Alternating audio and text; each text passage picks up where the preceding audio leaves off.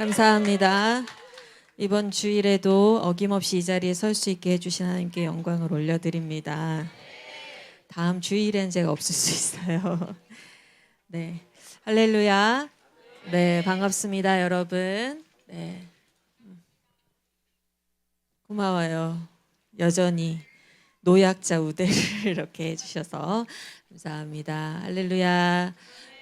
자, 예배 시간의 기본은 뭐예요? 아이 컨택. 예배 시간의 기본은 뭐예요? 아이 컨택. 항상 강조하는 거예요. 우리는 쓸 때도 설교자를 보면서 쓴다. IM에서 가장 설교 때 IM을 졸업하면 IM의 산하 기간을 졸업하면 가장 느는 기술. 강의자를 바라보며 쓸 수 있는 기술. 네, 그러니까 고개를 들고 오늘 졸지 않을 수 있도록 노력하시고 여러분 말씀에 귀를 기울이시기를 바래요.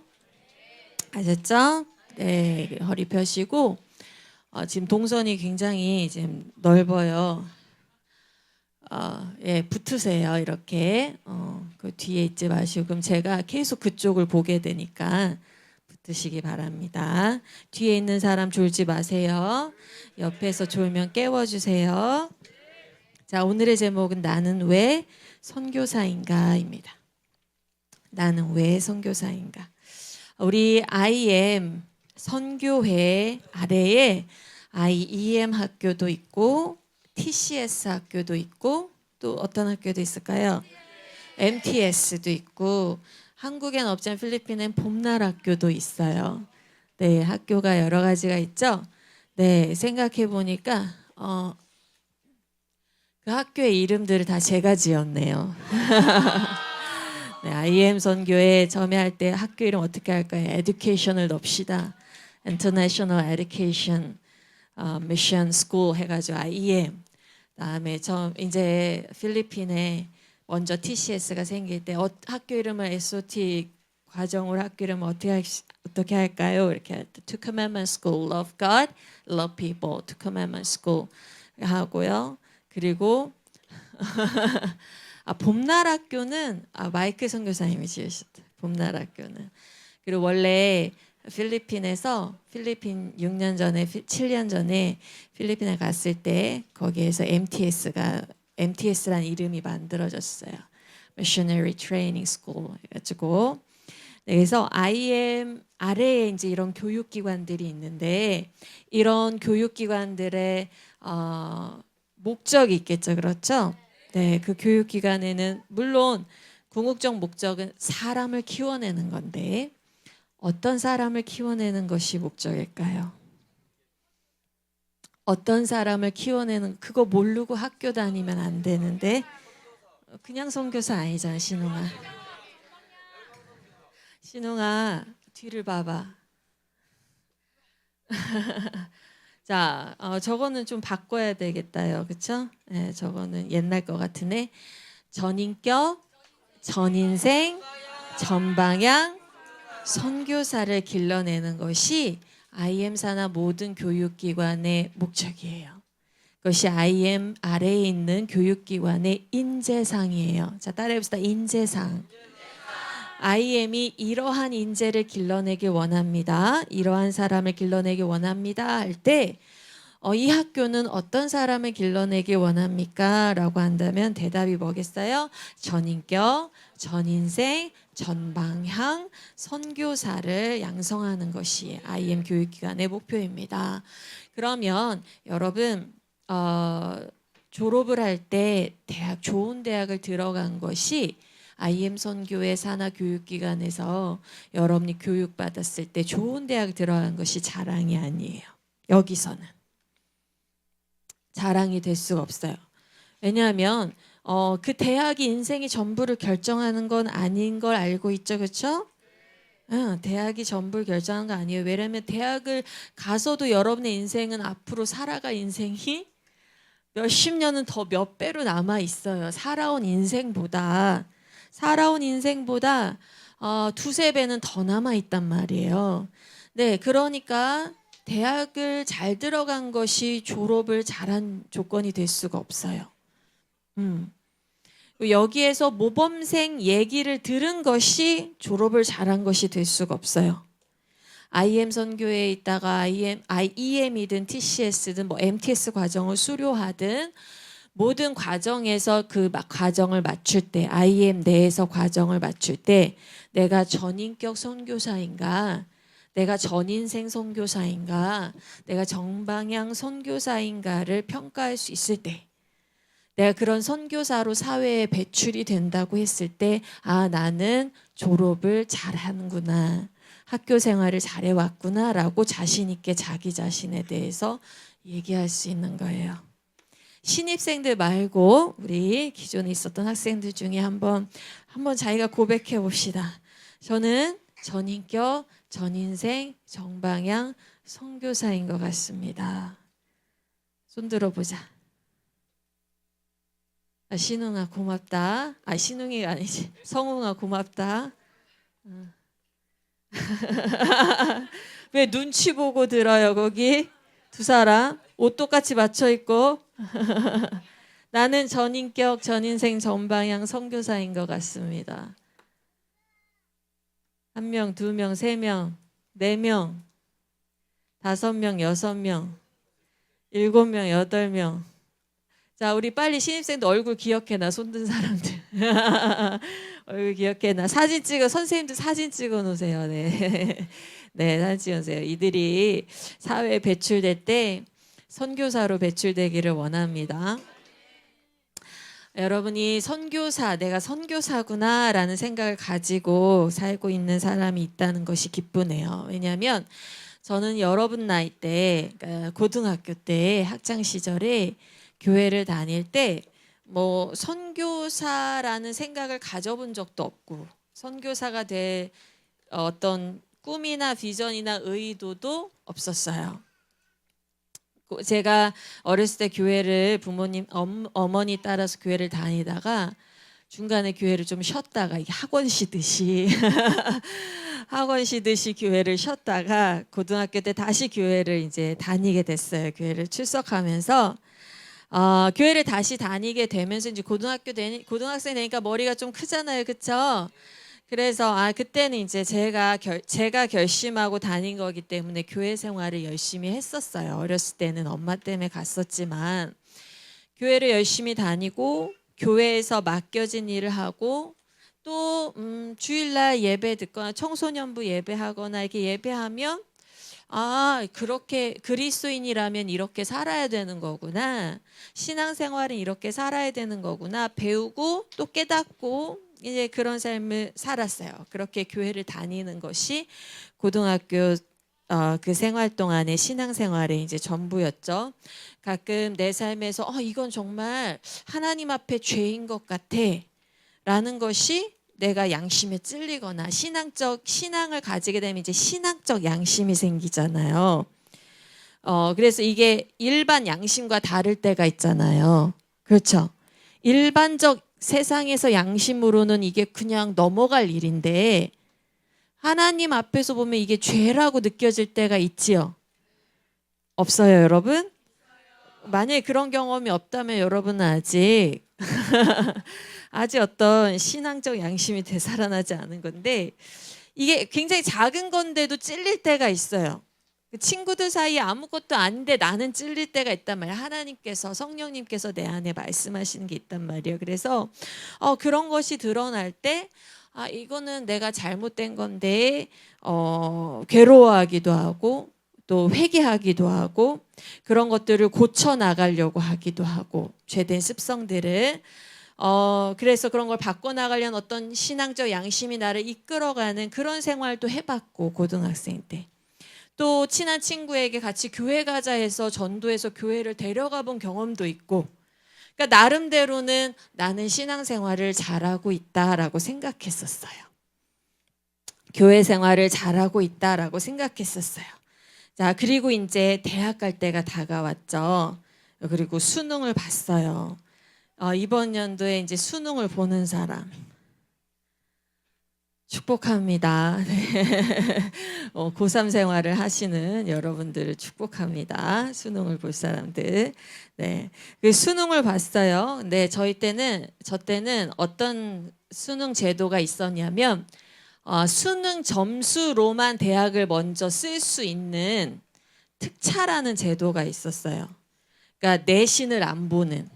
그래서 내신을 안 보고 수능 점수로만 먼저 들어가는 특차라는 제도가 있고, 그 다음에 이제 수능과 내신 그 특차 제도가 끝나면 수능과 내신을 합쳐서 정시라고 해서, 지금은 수시하고 정시가 있죠. 그때는 특차하고 정시가 있었어요. 그래서 먼저 사람들이 이제 자기가 진짜 가고 싶은 대학을 특차로 써보는 거죠. 수능 점수로만. 그래서 그게 떨어지면 뭘로 하겠어요? 정시로 하겠죠. 근데 특차가 붙으면 정시는 할 필요가 없는 거예요. 그런 제도가 있었는데, 저도 이제 먼저는 특차를 썼죠. 다 특차를 쓰니까 먼저. 그래서 특차를 써가지고 수능 점수로만 했는데, 대전에 있는 한 대학에 이제 붙은 거예요. 대전의 한 대학에 유아교육과를 붙었어요. 같은 대학 사람이 여기 없네.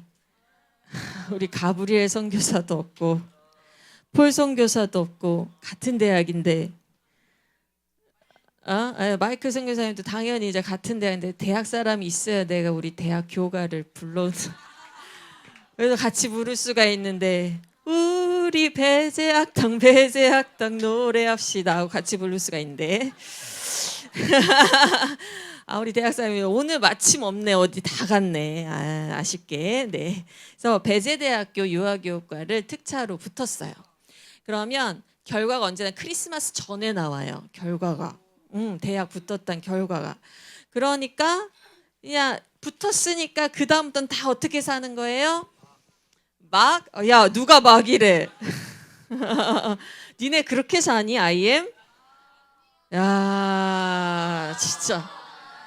IM 그렇게 사는구나. 이제 대학 붙으면 막이라 이거죠. 막 간다 이거죠.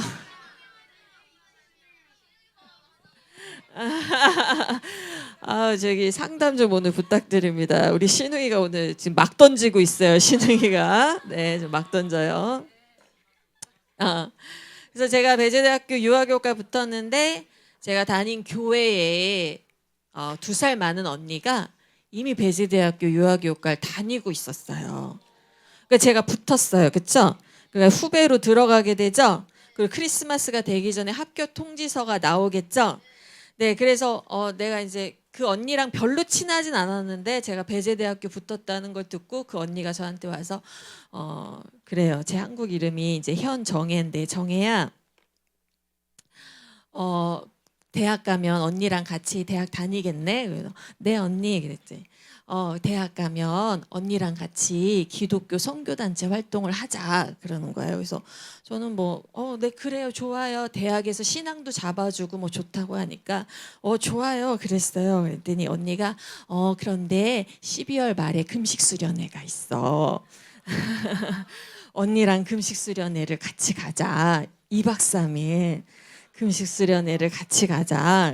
가서 먼저 선배들도 만나고 선배들이랑 먼저 친해지면 학교 생활이 굉장히 좋을 거야. 기독교 동아리 활동을 하면서 먼저 하면 너무 좋을 거야. 그래가지고 저는 3일 금식이 얼마나 힘든지 몰랐죠. 왜냐면 금식을 해본 적이 한 번도 없었어요. 그때까지. 그냥 교회를 다니는 생활 했으니까 금식을 해본 적이 없는데, 그냥 그래서 막연하게 3일 뭐 밥 안 먹고 할 수 있겠지. 3일 밥 안 먹고 뭐 그게 그렇게 어렵겠어? 그리고 이제 거절을 잘 못하는 성격이기 때문에 언니가 가자니까 네 알았어요 하고 갔어요. 그래서 고3의 12월의 마지막 3일을 금식으로 보냈던. 네, 이제 금식 수련회를 가니까 대전의 전 대학에, 모든 대학에 이제 이 기독교 선교단체가 동아리 형태로 들어가 있거든요. 그래서 대전에 그 기독교 동아리 단체 활동하는 모든 사람이 금식 수련회에 모인 거예요. 그리고 이제 전국에서도 이제 모인 거예요. 그 기독교 선교단체에 들어있는 사람들이 다른 지역 사람들도 왔어요. 근데 이제 뭐 낯설긴 하지만 또 막 대학생들이니까 고3 눈에는 시골 고3 학생 눈에는 좀 다 너무 커 보이고 대단해 보이고 막 이랬는데 근데 이제 우선 일단은 고등학생이 금식 수련회로 왔다. 뭐 이런 소문이 퍼지니까 굉장히 다들 잘 챙겨주고 예뻐해주고 그쵸? 거기에 이제 마이클 조가 있었다라는 거죠. 네네네. 마이클 조가 있었다라는 거예요. 네. 하여튼 많이 챙김을 받았어요. 네. 근데 이제 이 금식 수련회가 어떤 거냐면 수련회 때 여러분 아침, 점심, 저녁을 먹잖아요. 그렇죠? 그러면 뭐 우리 수련회야 되게 빡빡해서 식사 막 1시간 안에 하라고 하지만 보통 수련회에서 식사 시간을 2시간씩 막 잡아준단 말이에요. 그렇죠? 식사하고 좀 앞뒤로 이렇게 왜냐면 사람이 많으니까 사람을 다 많은 사람을 한꺼번에 몇백 명씩 수련회 때 먹이려면 뭐 배식하고 뭐하고 시간이 필요해서 식사하고 좀 쉴 시간 주는데 금식 수련회는 식사가 없잖아요. 금식 수련회는 식사가 없어요. 금식 수련회는 우리 IM도 언제 금식 수련회 한번 하면 너무 좋겠어요.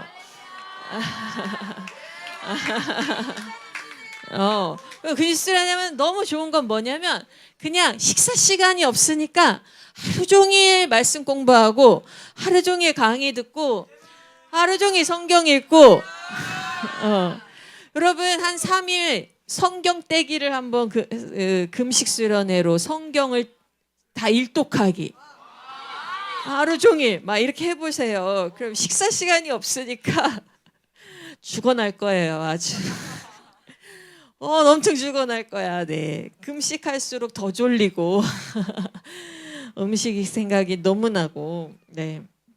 그래서 막 이제 시간이 많이 꽉 차여져 있었어요. 성경 공부, 소그룹 성경 공부, 뭐 강의 막 이렇게 집회 시간 막 저녁 때는 집회하고 밤늦게까지 기도하고 근데 몇째 날 이제 2박 3일 중에 몇째 날인지는 생각이 안 나는데 어떤 한 강의에서 북한 선교를 하시는 선교사님이 오셨었어요. 북한 선교를 하시는 선교사님이 한국 사람인데 미국 시민권자였어요. 미국에 어렸을 때 미국으로 가서 미국 시민권자인데 이제 한국 사람이요 사람은 근데 그래서 미국 시민권자니까 북한을 들어갈 수가 있는 거예요. 예, 국적이 미국이니까 한국인이 아니니까 우리는 북한을 못 들어가잖아요, 그렇죠? 그분은 중국을 통해서 북한을 들어갈 수 있는 거죠. 그래서 그분이 북한에 다녀온 얘기 그리고 또 북한 중국을 왔다 갔다 하면서 그 선교하니까 그게 또 몰래 했지만 어쨌든 중국 공안들에게 발각이 돼가지고 중국 공안에 잡혀서 며칠간을 고문당한 이야기. 뭐 빨개 벗겨서 막 추운 얼음 위에 며칠을 막 가둬두고 고문하고 전기 고문하고 그래서 며칠간의 기억을 잃어버렸던 이야기 여러 가지 이야기들을 그때 그분이 해주셨어요. 그래서 모두가 그 생생한 간증을 들으면서 거의 대학생들이 쫙 여러분 같이 젊은 사람들이 쫙 앉아 있어요. 거기 진짜 몇천 명이 이렇게 앉아 있는 그 큰 수련회 장에서 그 한 분의 목소리를 들으면서 안 우는 사람이 없었어요. 다 그 생생한 간증에 눈물을 흘렸어요. 왜냐하면 북한 얘기를 들려준데 북한은 몰래 가정교회에서 예배를 드리는데 지하교회에서 예배를 드리는데 몰래 예배를 드리다가 발각이 된 거죠. 주민들이. 그런데 그 발각이 돼서 가족끼리 예배드리고 주민끼리 예배드린 그 현장이 발각이 됐는데 발각된 사람들이 이제 그 나무에 다 묶어놓고 차례로 쭉 묶어놓고 총사를 이제 총사를 하기 위해 딱 묶어놓은 거예요. 고문 후에 이제 총사에게 거기에 5살, 6살짜리 아이들도 묶여 있고 옆에 이제 조그만 믿음이 많은 아이와 엄마가 묶여 있었다라는 거죠. 묶여 있는데 그때 이 아이가 엄마한테 물었다는, 엄마 이제 우리 죽어요? 물었다는 거예요. 그래서 엄마가 뭐라고 대답했을까요? 걱정하지 마. 우리 죽으면 바로 하나님께 갈 거야. 천국에 갈 거야. 그 아이가 알겠어요 엄마. 그래서 울지 않고 알겠어요 엄마. 그러면서 거기에 그 엄마와 아이가 이런 찬양을 불렀다는 거야. 내 구주 예수를 더욱 사랑. 죽어가는 순간에 내 구주 예수를 더욱 사랑. 이런 찬양 알죠, 그렇죠? 네, 그런 찬양을 부르고 그랬더니 옆에 죽음을 기다리는 사람들이 그런 찬양을 부르면서 한 사람 한 사람 죽어가고, 또 어떤 때는 이 선교사님이 이제 북한에 들어가서 몰래 다니는데 한 청년이 막 다가와서 이 선교사님 손을 막 잡더래요. 손을 막 잡고 이 남자, 그러니까 북한에서는 이 선교사님도 조심해야 되잖아요. 자기 정체가 발각되면 안 되니까. 근데 이 남자가 와서 자기 손을 잡고 자꾸 자기 손바닥을 막 긁더래. 그래가지고 너무 이상해서 왜 이러냐고 손을 뺐대. 그런데 이 남자가 살짝 귀에다 살짝 얘기하길, 나도 예수 믿습니다. 손바닥에 십자가를 그린 거였어요. 손을 딱 잡고 손바닥에 십자가를 그린 거였어. 자기가 표시를 내면 안 되니까. 나도 예수 믿습니다. 그러니까 여러분, 제가 이 얘기를 20년 전에 들은 거예요. 제가 19살 마지막 12월에, 그쵸? 그러면은 그분은 그걸 언제 경험했냐면 그로부터 10년 그 정도 전에 그 일을 경험한 거예요. 자기가 북한을 막 다녔을 때. 그러면 이미 30년 전, 40년 전에 북한에 이미 하나님을 믿는 성도들이 숨어서 예배드리고 있었다라는 거예요. 그래서 막 그런 것도 있고, 또 어떤 날은 어떤 할머니 얘기를 듣게 됐는데, 이 할머니가 북한에 지금도 어떻게 하는지 모르겠지만 예전에 북한에 선교를 할 때 몰래 성경책을 줄 수가 없으니까 이 성경을 찢어서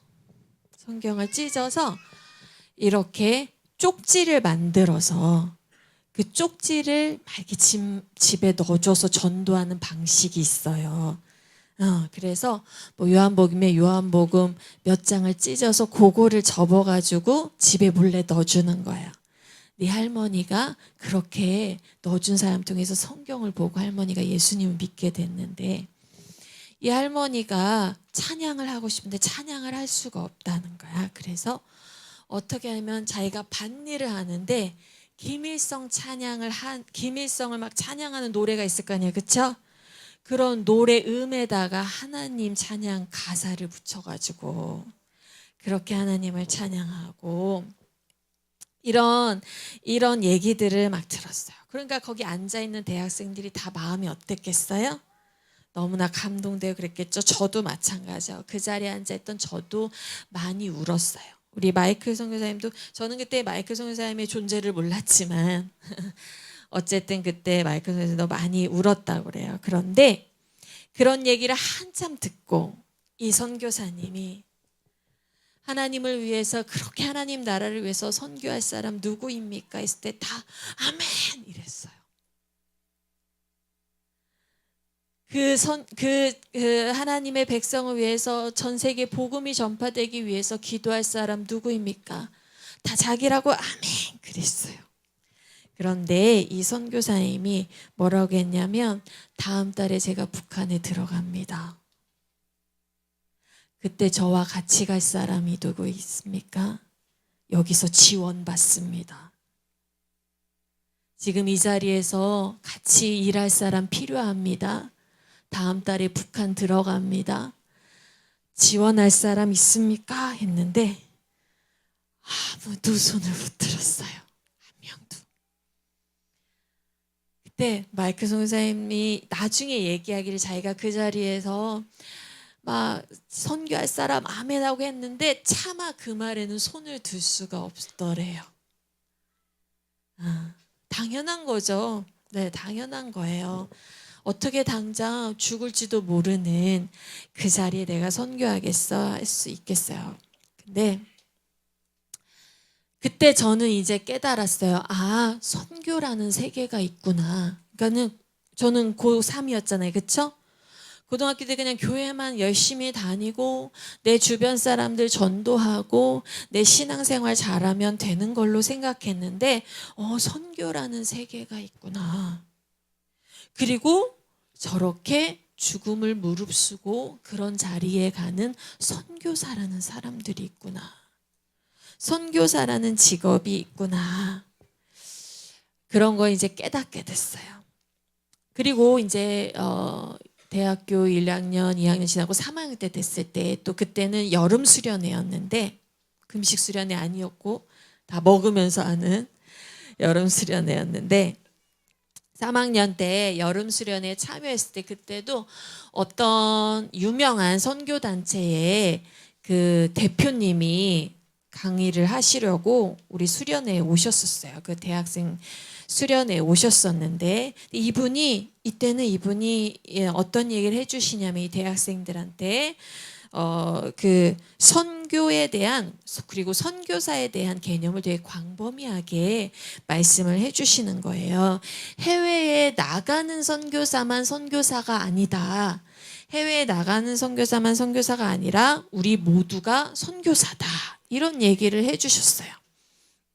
그래서 가정에서 내가 주부라도 내가 아이를 키우고 있는 주부라도 내가 가정에서 선교사 마음으로 가정의 자녀들을 복음으로 양육하고 섬기면 가정 선교사다. 학교에서 학생 선교사다. 직장에서는 회사에서는 어떤 선교사? 직장 선교사다. 이렇게 해서 새로운 개념을 또 말씀해 주셔서 우리 모두가 현장에서 복음을 전하는 그런 삶을 사는 선교사다. 그래서 그때 이제 선교사라는 직업을 가진 사람들도 있고 그래서 어딘가에 가서 특정한 선교를 하는 그런 선교사도 있고 그렇지 않더라도 모든 선교사는 선교의 마인드를 가지고 있어야 되는 거구나. 모든 사람은 자기가 있는 자리에서 선교의 마인드를 가진 선교사의 자세로 살아가야 되는 거구나를 저는 이제 대학생 때 그것을 경험하게 됐어요. 근데 어느새 제가 의도하지 않게 어느새 눈을 딱 떠보니까 내가 선교사가 돼 있더라고요.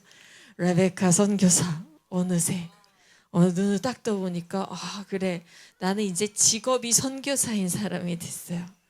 하나님이 여기 가라 하면 여기 가고 저기 가라 하면 저기 가야 되는 선교에 대한 얘기를 좀 더 구체적으로 해볼게요. 여러분 선교가 뭘까요? 선교라는 의미를 알려면 선교라는 그 단어 어원이 어디서 왔는지 알면 이해가 쉬워요. 선교의 어원을 보면 영어로는 뭐라고 할까요? 선교를 똑똑해요. 미션, 그렇죠? 미션. 그래서 우리 IM을 International Mission, IM을 한국말로 하면 뭐가 돼요?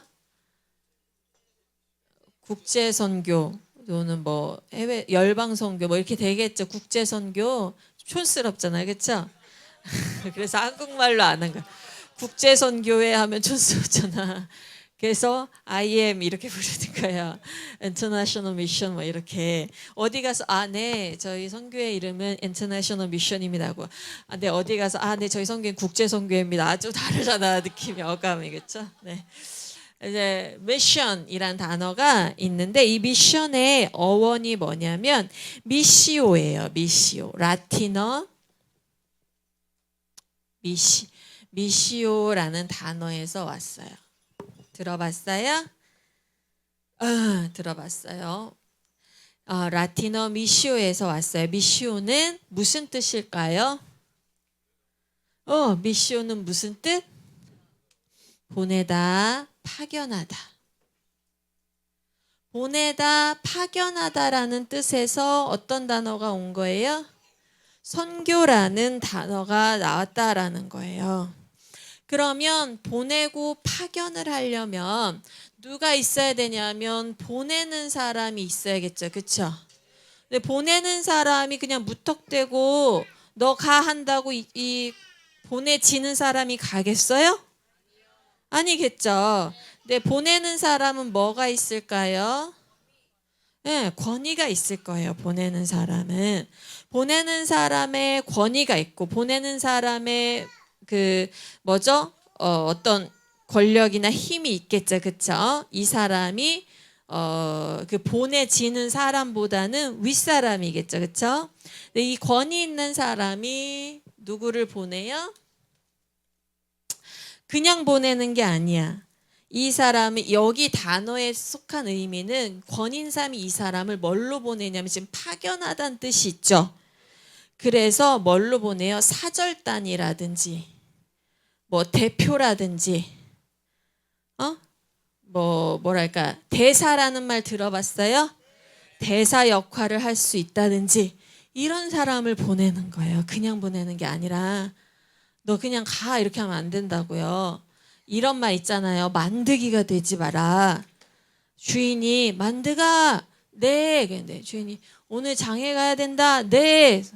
근데 주인이 이제 만드기잖아. 만드가 다른 사람 만드기 없는데요. 어디 갔어? 장에 갔어요.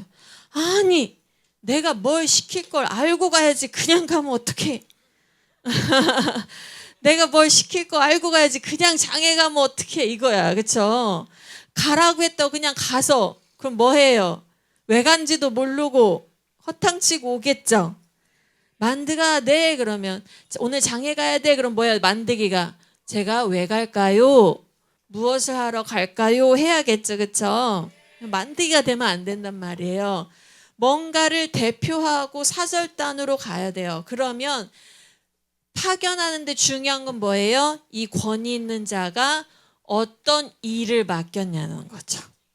가서 무슨 일을 하라고 맡겼냐는 거죠. 그렇죠? 여기에는 어떤 일을 가서 하는지 메시지.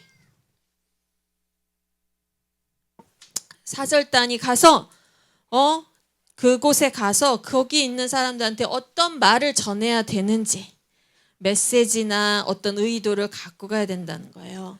그 선교에는 두 가지가 지금 들어가 있어요.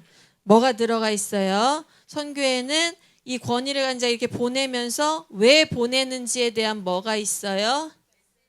네, 메시지가 있기 때문에 뭐가 있어요? 의도성, 목적성이 있죠. 그리고 두 번째는 어쨌든 가니까 뭐가 있어요? 이동성 있어요.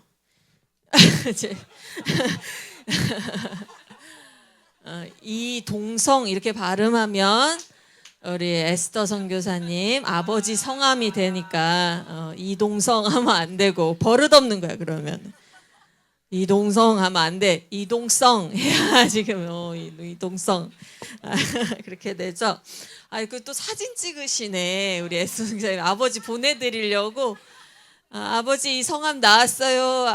레베카 선교사님이 아버지 얘기했어요. 막 이렇게 하려고 의도성과 이동성이 있는 거예요. 그래서 거리가 가깝냐 머냐는 중요한 게 아니에요. 이해가요?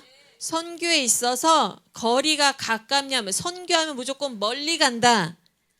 뭐 이게 중요한 게 아니야. 가깝냐 머냐가 중요한 게 아니야. 절대. 그게 중요한 게 아니라 선교는 뭐예요? 내 주인이 나한테 뭐 하러 보내느냐.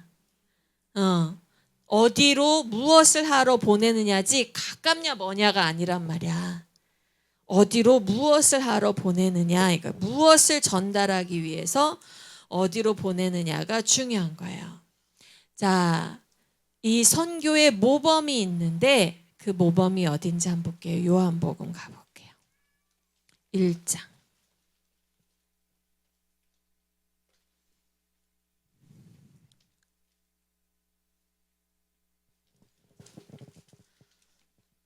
요한복음 1장 1절에서 3절을 볼게요. 같이 읽을까요? 네, 고백합시다. 시작. 태초에 말씀이 계시니라. 이 말씀이 하나님과 함께 계셨으니 이 말씀은 곧 하나님이시니라. 그가 태초에 하나님과 함께 계셨고 만물이 그로 말미암아 지은 바 되었으니 지은 것이 하나도 그가 없이는 된 것이 없느니. 자, 누구에 대한 말씀이에요? 예수님에 대한 말씀인데 예수님을 지금 1절에 말씀이라고 가리키고 있죠. 말씀이 계셨고 말씀이 하나님과 함께 계셨어요. 이 말씀은 하나님이래요. 우리 예수 그리스도를 하나님과 성령님과 함께 삼위일체 하나님으로 고백하시죠. 그래서 본래 하나님과 함께 계신 이 하나님이시고 또 하나님의 말씀이신 이분이 하나님과 함께 계셨고 3절에 보니까 모든 창조 때에 창조주로 계셨어요. 우리 예수님께서. 예수님의 본질은 뭐예요? 예수님의 본질은 하나님의 말씀이에요. 하나님의 말씀이에요. 근데 여러분 이 말씀이라는 게 우리처럼 그냥 쏟아내는 이 말, 그냥 공중에 흩어지는 이 말이 아니에요, 여러분.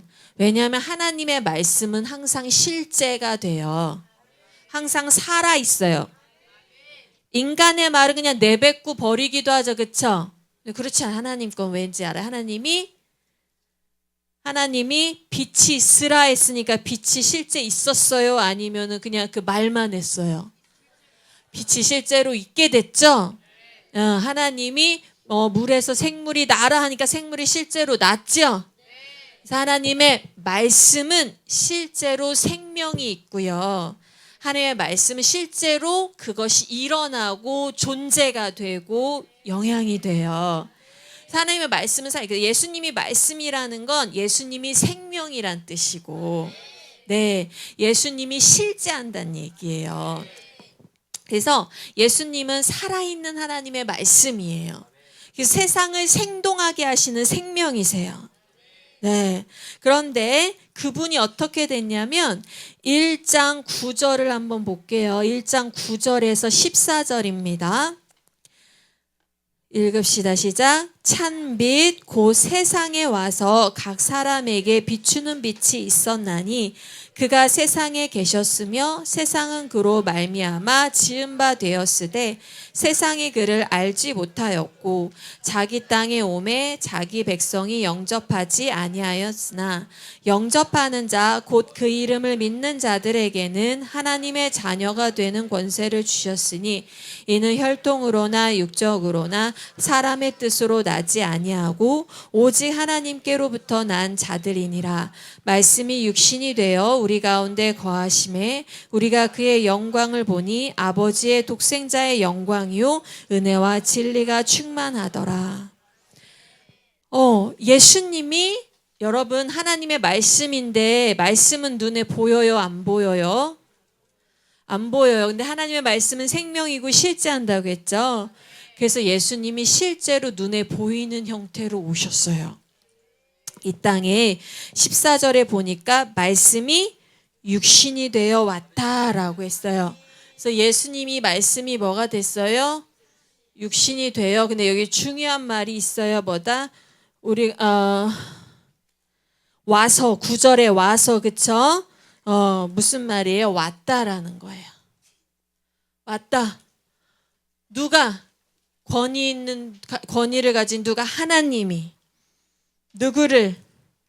예수님을 이 땅에 뭘로? 사절단으로 대사로 하나님의 뜻을 행할 자로 보내셨는데 근데 그분 자체가 메시지신 거죠. 그분 자체가 하나님 말씀인 거죠.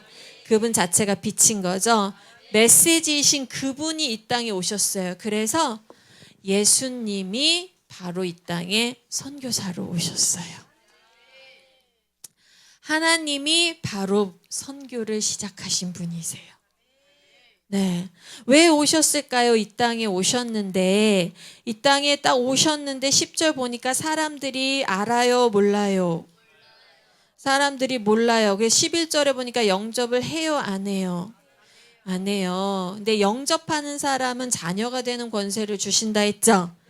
그래서 예수님 왜 오셨어요? 첫 번째는 예수님 오신 게 이 사람들에게 내가 구원자야, 하나님 보내신 구원자야라는 걸 깨닫게 하시기 위해서, 영접하게 하시기 위해서 오셨어요. 그리고 깨닫는 사람을 어떻게 하기 위해서 오셨어요? 깨닫는 자는 뭐가 된다고 해요? 깨닫고 믿고 영접하는 자는 하나님의 자녀가 되게 하시기 위해 오셨대요. 네, 그리고 그 다음에 14절에 보니까 그분 안에 뭐가 있어요? 영광이 은혜와 진리가 있죠. 그쵸? 우리에게 하나님의 은혜와 진리를 전해주시기 위해 오셨어요. 자, 보세요. 예수님이 이 땅에 오신 이동성을 가지고 있죠. 그쵸? 그러면서 의도가 가지고 있죠. 예수님이 이 땅에 오신 의도가 뭐예요? 듣는 자들로 깨닫게 하기 위해서. 그리고 그들이 믿을 때 하나님의 자녀가 되게 하기 위해서. 그리고 은혜와 진리 가운데 우리를 가르치시고 거하게 하기 위해서. 그래서 하나님이 아들을 먼저 주시고, 그들의 아들의 사명은 뭐였냐면, 이걸 한마디로 정의한 것이 뭐예요? 예수님을 선교사로 보내신 하나님의 뜻을 한마디로 정의한 것이 요한복음 3장 16절이에요. 3장 16절을 읽어볼까요? 그래서 우리가 3장 16절로, 여러분이 3장 16절 모르는 사람이 없죠. 모르는 사람도 없고 외우고 좋아하는 말씀이지만, 이 구절을 우리가 오늘 새롭게 봐봐. 이 구절은 하나님의 선교 얘기구나. 자기 아들을 보내서 우리를 구원하려는 하나님의 선교 얘기구나. 16절 읽어가 시작. 하나님이 세상을 이처럼 사랑하사 독생자를 주셨으니 이는 그를 믿는 자마다 멸망하지 않고 영생을 얻게 하려 하심이라. 여기에 다 뭐가 들어있어요? 의도성하고 이동성이 다 들어있죠. 의도성은 뭐예요? 믿는 자마다 멸망하지 않고 영생을 주시려는 것이 하나님의 목적이에요. 누구를 보내신? 예수님을 보내신 예수님을 선교사로 보내신 하나님의 목적은 뭐예요? 믿는 자들로 영생 얻게 하기 위해서. 그래서 선택하신 게 뭐예요? 예수님을 이처럼 사랑하사 독생자를 주셨으니. 예수님을 하늘에 두지 아니하시고 어디에 두셨다는 거예요? 이 땅에 우리를 위해서 보내주셨다라는 거예요. 예, 보내주셔서 영생을 얻게 하신 거예요. 그래서 이와 같이 선교는 본래 누구 것이다? 누가 하신 것이다? 하나님께서 먼저 하신 것이 선교예요. 하나님이 하신 것이 선교예요.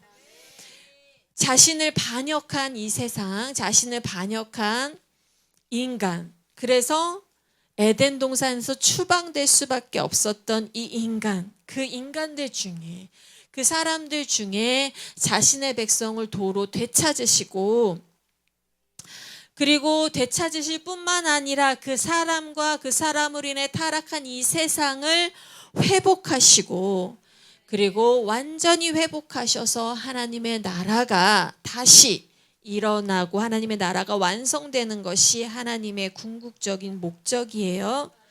그래서 그 목적을 이루시기 위해서 하나님이 누굴 보내셔요? 사절단을 보내시는 거예요.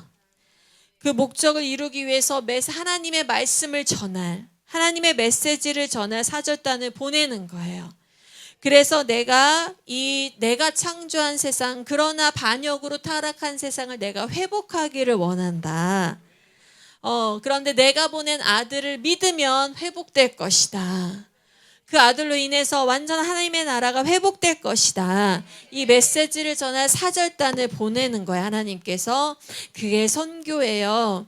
그래서 에녹도, 노아도, 또 누가 있을까요? 아브라함, 대표적인 인물. 아브라함도, 다니엘도, 이사야도, 요나 생각나세요?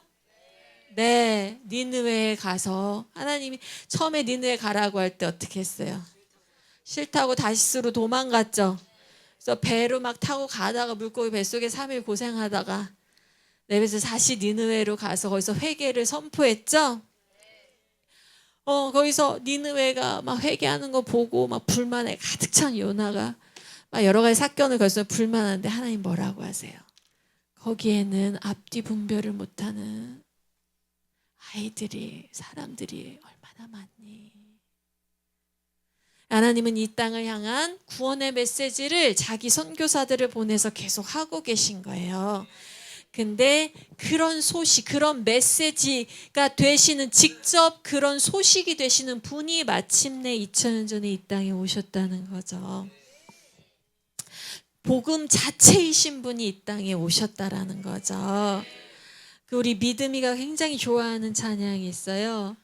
맨날 유튜브에서 틀어달라고 하는 세상에서 가장 귀한 이야기, 뭐 알아요? 지금부터 내가 왜 네가 부끄러워? 들어보겠니? 믿어보겠 뭐지? 근데 거기 내용이 뭐예요? 어느 나라에 함께 살았던 왕자와 왕의 이야기인데 그 나라에 막 몹쓸병이 돌았대요. 그쵸? 몹쓸병이 돌고, 그런데 하나님께서 그 왕이 한 가지 방법인데 그 한 가지 방법이 뭐라는 거예요? 왕자를 보내야만 세상이 고쳐진다는 그 한 가지 방법인데 아들이 뭐라고요? 왕자가 뭐라고 해요? 내가 가겠다고. 그래서 그 왕자가 오죠. 그 왕자가 왔는데 사람들은 그 왕자를 십자가에 못 박고 말아요. 그런데 사람들이 그것을 깨닫게 된 사람들이 어떻게 됐어요? 그분이 누구구나. 마치 십자가 앞에서 예수님을 고문했던, 그러나 십자가 앞에서 드디어 예수님이 숨을 거두었을 때 이들에게 죄를 돌리지 마세요. 그리고 숨을 거두었을 때 그 앞에서 이는 하나님의 아들이구나라고 고백했던 로마 군병처럼 결국은 예수님을 구주로 고백하는 자들이 생겨났다라는 거예요. 그들이 구원받고 하나님의 백성이 됐다라는 거죠. 여러분, 예수님이 오셔서 자기 백성을 부르시는 하나님의 좋은 소식을 우리에게 들려주셨어요.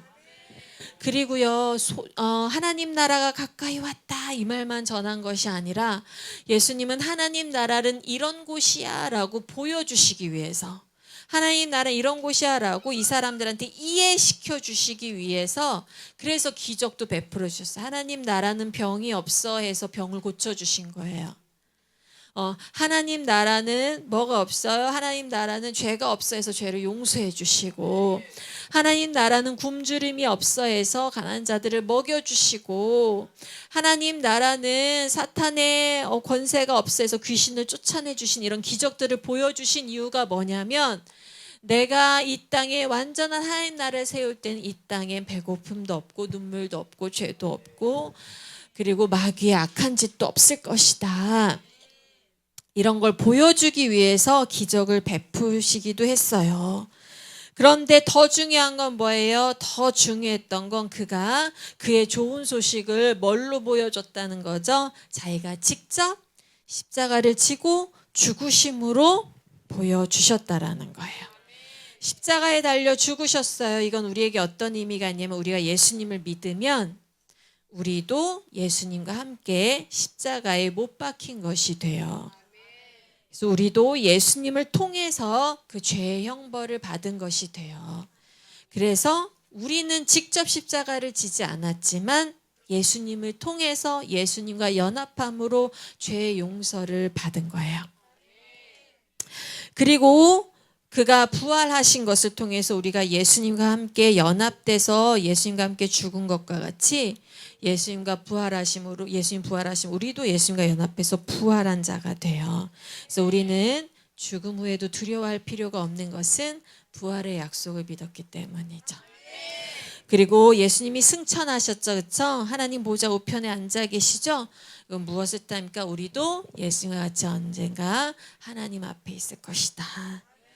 우리도 하나님 천국에 들어가게 될 것이라는 소망을 말씀하셨어요. 그런데 이 예수님이 우리에게 무슨 말씀하셨냐면 요한복음 20장 봅시다. 요한복음 20장 21절을 가봅시다.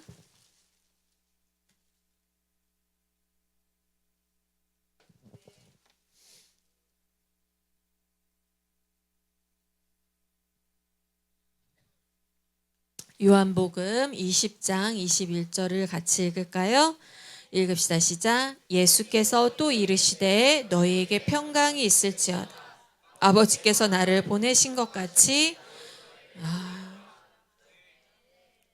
뭐라고 말씀하셔요?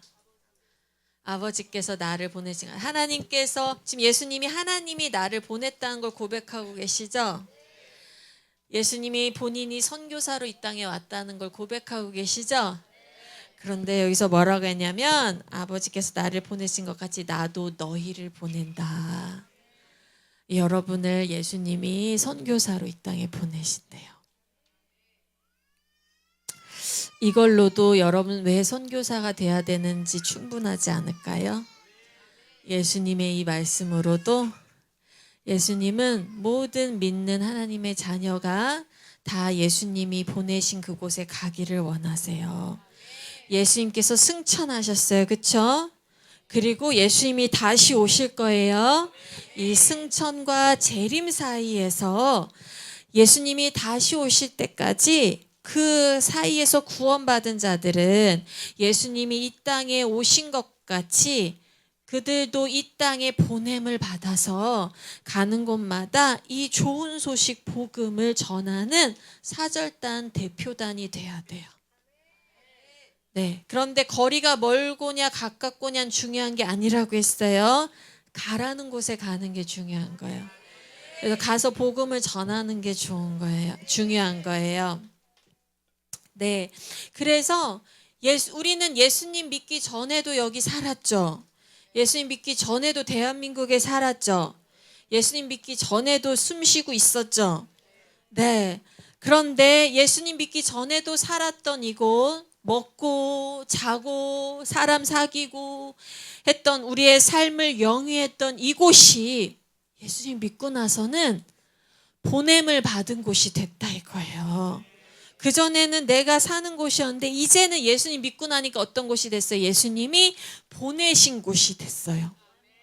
여러분의 가정이 예전에는 내가 태어나서 먹고 사는 곳이었다면 이제는 가정이 뭐가 된 거예요? 예수님이 나를 보내신 곳이 됐어요. 학교가 이젠 예수님이 나를 보내신 곳이 됐어요. 직장 생활한다면 직장이 이제는 예수님 나를 보내신 곳이 됐어요. 자, 그럼 두 번째 얘기로 넘어가 봅시다. 그러면 그곳에서 예수님 보내신 곳에서 우리는 어떻게 선교 사역을 해야 되는가? 선교 사역이 무엇인가? 마태복음 28장을 가볼게요. 또 유명한 말씀을 가볼게요. 몇 절일까요? 마태복음 28장 하면 딱 나오는 구절.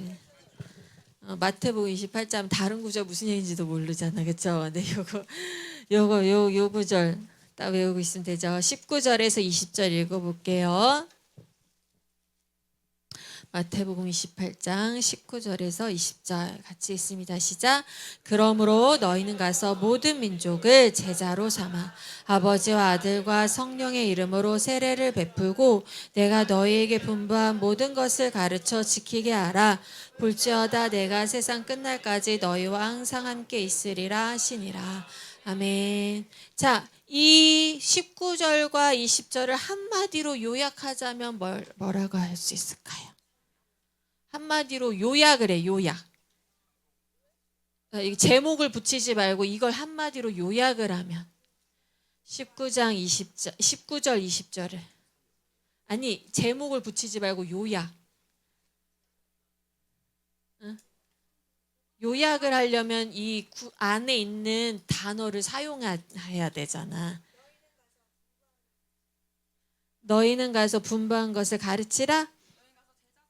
너희는 가서 정답. 너희는 가서 제자 삼으라. 너희는 한마디로 요약하자면 너희는 모든 민족을 제자로 삼아라. 너희는 모든 민족을 제자로 삼아라.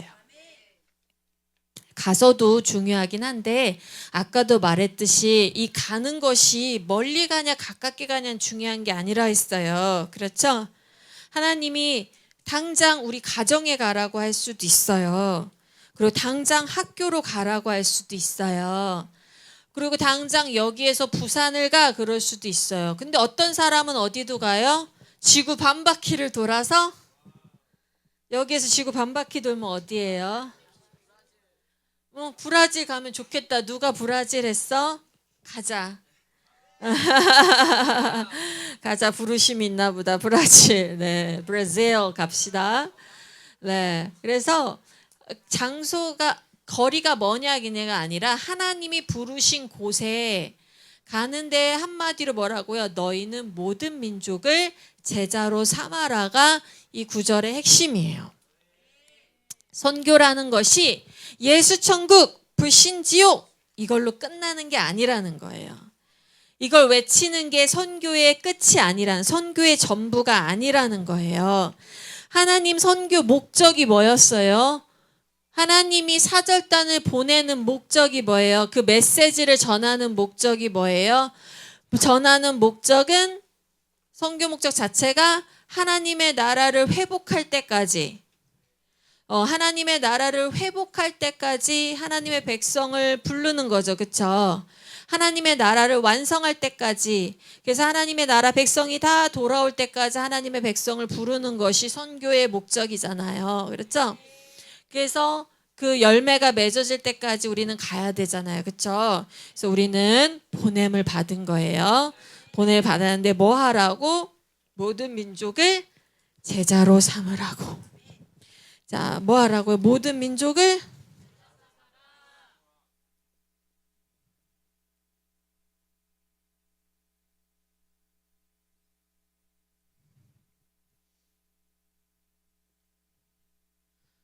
모든 민족이에요. 여러분 하나님의 은혜가 넘쳐요. 하나님은 인종차별하지 않으셔요. 하나님은 빈부격차를 따지지 않으셔요. 하나님은요 누가 잘났고 못났고 능력치를 따지지 않으셔요. 하나님은 예쁘고 잘생기고 못생기고를 따지지 않으셔요. 심지어 하나님은 여러분이 과거에 얼마나 나쁜 사람이었는지도 안 따져요.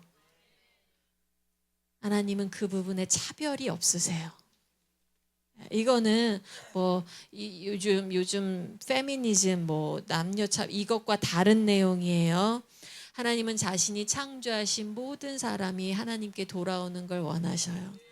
그래서 모든 민족이 하나님께 돌아오는 걸 원하시는데요. 선교 사역은 어떻게 해야 되느냐? 우린 보냄을 받았죠, 그렇죠? 보냄을 받았다면 첫 번째 어떻게 해야 되냐면 첫 번째 예수님의 소식을 전해야 돼요.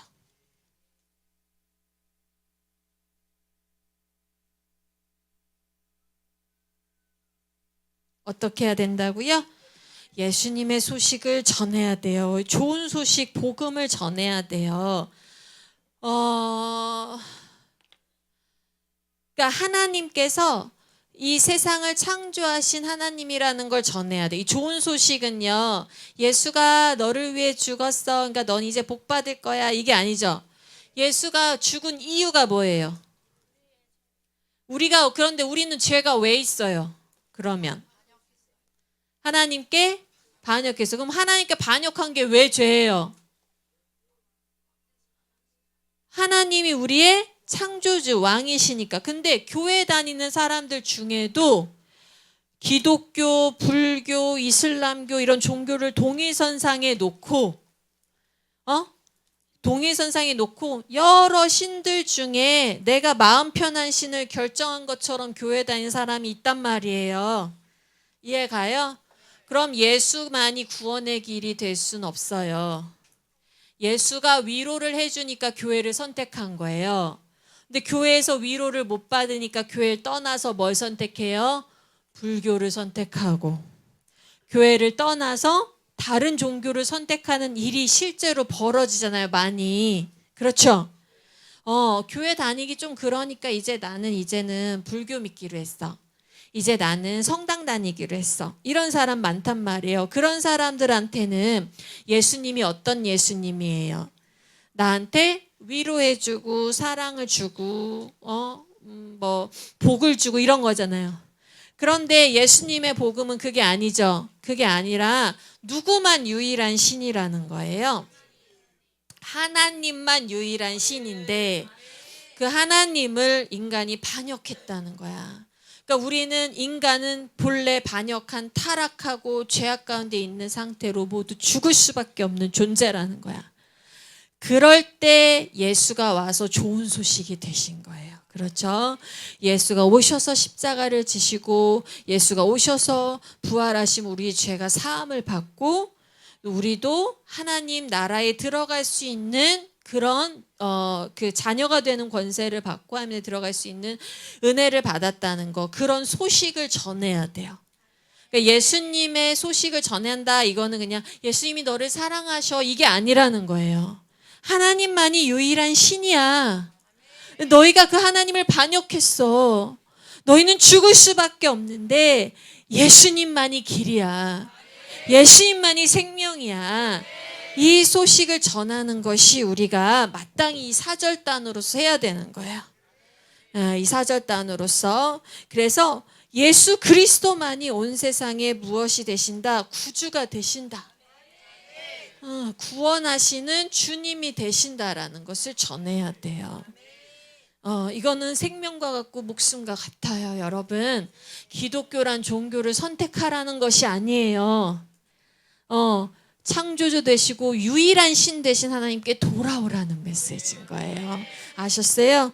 왜 그렇게 IM 선교회든 또 많은 선교사님들이 선교에 목숨을 거는 거냐면 신은 한 분밖에 없어서 그래요. 하나님 한 분밖에 없어서 그래요. 기독교의 세를 확장하려는 것이 아니에요. 교회를 많이 넓히려는 것이 아니에요. 이 땅에 기독교를 넓혀서 기독교의 권력을 세게 하려는 것이 아니에요. 네? 그것이 선교와 전도의 목적이 아니에요.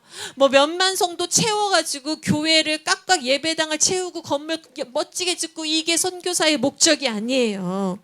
선교사의 목적은 유일하신 하나님의 백성이 하나님의 하나님 되심을 알고 돌아오게 하려는 거예요. 그래서 우리는 이 좋은 소식을 전해야 돼요. 창조, 타락, 구속, 회복, 새 창조에 대해서 계속 배우죠, 여러분. 캠프 때도 계속 배웠죠.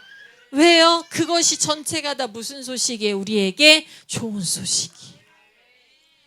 예수님이 네 기도를 들어줄 거야가 좋은 소식이 아니에요. 영원한 죽음에서 너가 건짐을 받았어. 그래서 하나님 나라의 백성으로 하나님의 소유가 됐어. 이게 좋은 소식이지. 직장 잘 들어가게 될 거야가 좋은 소식이 아니란 말이에요. 그렇죠? 자, 그런데 여기서 끝나는 게 아니에요. 그 복음을 듣고 그 복음을 받아들인 사람, 믿게 된 사람의 자녀가 된 사람한테 선교사는 무엇을 해야 되냐면 두 번째, 새로운 생활 방식을 전해야 돼요. 뭐 해야 된다고요? 그래서 제자를 삼으라 한 거예요. 제자를 삼으라.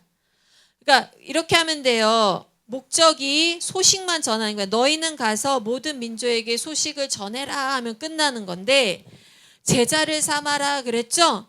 이건 뭐냐면 예수님을 믿고 나면 새로운 생활 방식으로 자기 삶이 바뀌어야 된다는 걸 여러분이 전해야 선교사예요. 하나님 백성이 됐어요. 하나님 자녀가 됐어요. 그런데 지금까지 살던 방식은 하나님 백성이 아니었죠. 그렇죠? 그러다가 하나님 백성이 됐으면 당연히 하나님 백성으로서의 삶의 방식으로 습관을 고치는 게 당연한 거 아니에요?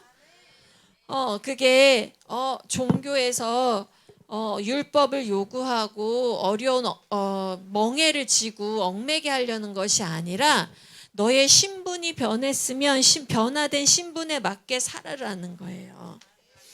네가 하나님 백성이고 왕의 자녀라는 걸 알면은 왕자처럼 공주처럼 살아야죠. 네? 그렇게 우리의 돼지처럼 살면 되겠어요? 여전히 거지처럼 살면 되겠어요? 아니요. 거지처럼 살면 안 되고 뭐야? 씻어야지. 냄새 나잖아. 어? 예전에 자기가 들어온지도 모르고 그냥 냄새 나는지 다 옆에가 냄새 나니까 다 냄새 나는 게 당연한 줄 알아. 옆에 다 입으로 욕하죠. 다 입이 냄새가 나. 막 욕을 하고 막 싸구려 말을 하니까 냄새가 나는데 옆 사람도 냄새 나니까 지 냄새인지 내 냄새인지 모르는 거야. 그렇잖아요? 제 냄새, 내 냄새 모르고 그냥 이게 냄새가 당연한 걸로 살아. 근데 이제는 하나님 자녀가 됐어. 왕자가 되고 공주가 됐어. 그러면 여전히 그 냄새, 입냄새 나는 생활을 해야 되겠어요? 치카치카하고 깨끗하게 살아서 나는 그러면 여러분 딱 보세요. 내가 치카치카하고 깨끗해지면 그 냄새가 얼마나 이게 맡아질 때 역겨운지. 응? 아, 내가 저 가운데 살았던 거구나. 뭐 내가 저런 말하고 살았었어. 왠지. 근데 그렇지 않고 자기를 바꾸려고 하지 않은 사람은 여전히 신분이 하나님 백성으로 공주로 왕자였는데 여전히 거지처럼 살고 있는 거예요. 누더기를 입고 살고 있는 거예요. 더럽게.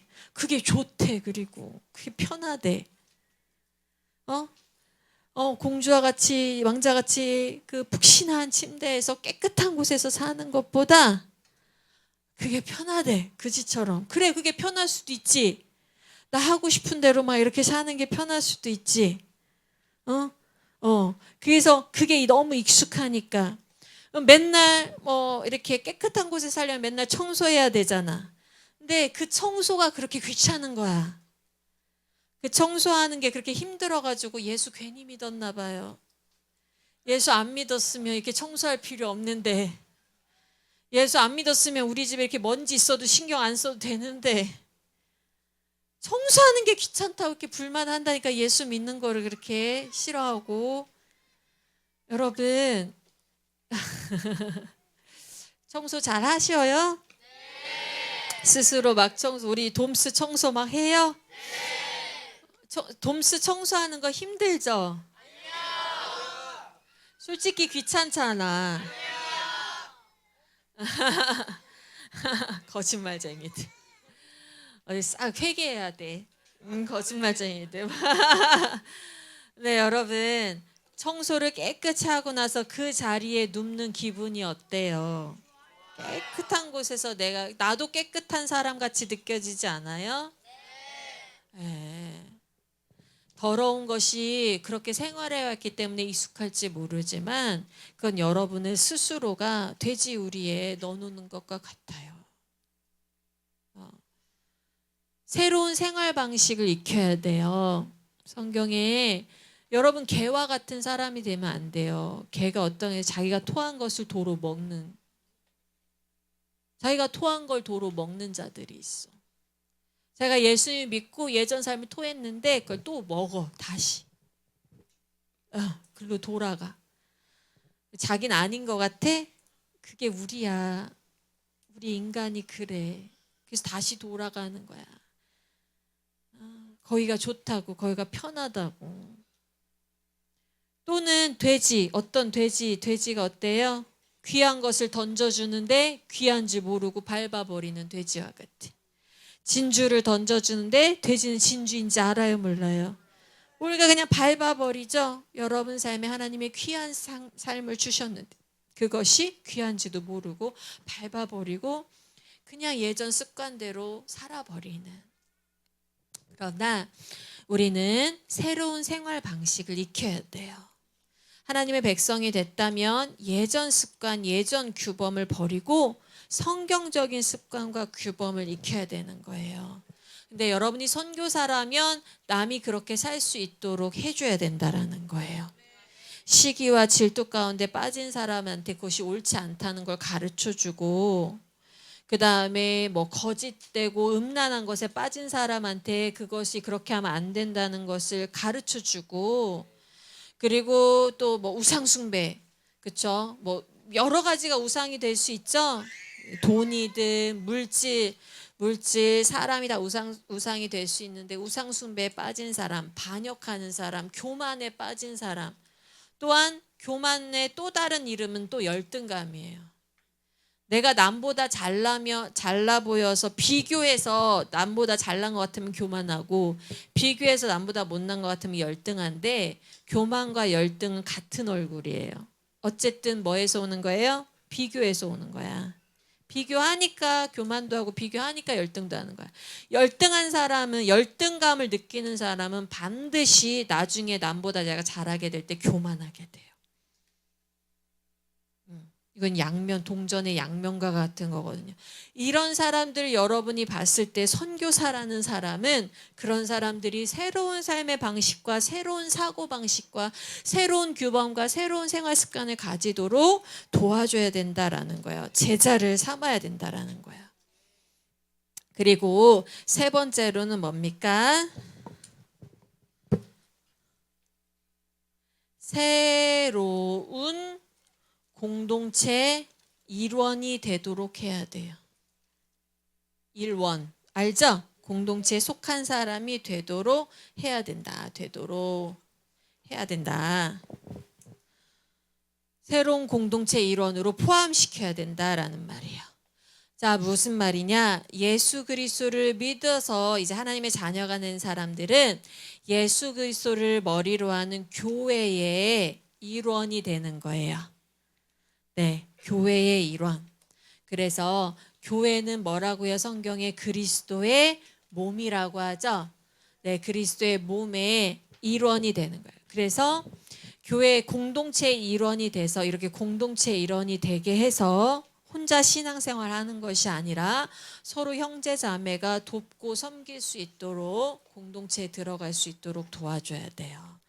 그래서 선교사님들이 그렇게 어디 가면은 전도도 할 뿐만 아니라 교회도 세우는 이유가 뭐냐면 그 교회를 세워서 그 전도된 사람들이 서로 어떻게 서로가 이제 형제 자매로서 한 공동체 일원으로서 하나님의 자녀로서 서로 돕고 섬기게 하기 위해서예요. 하나님의 자녀는 그리스도를 머리로 해서 서로 연결돼 있어요.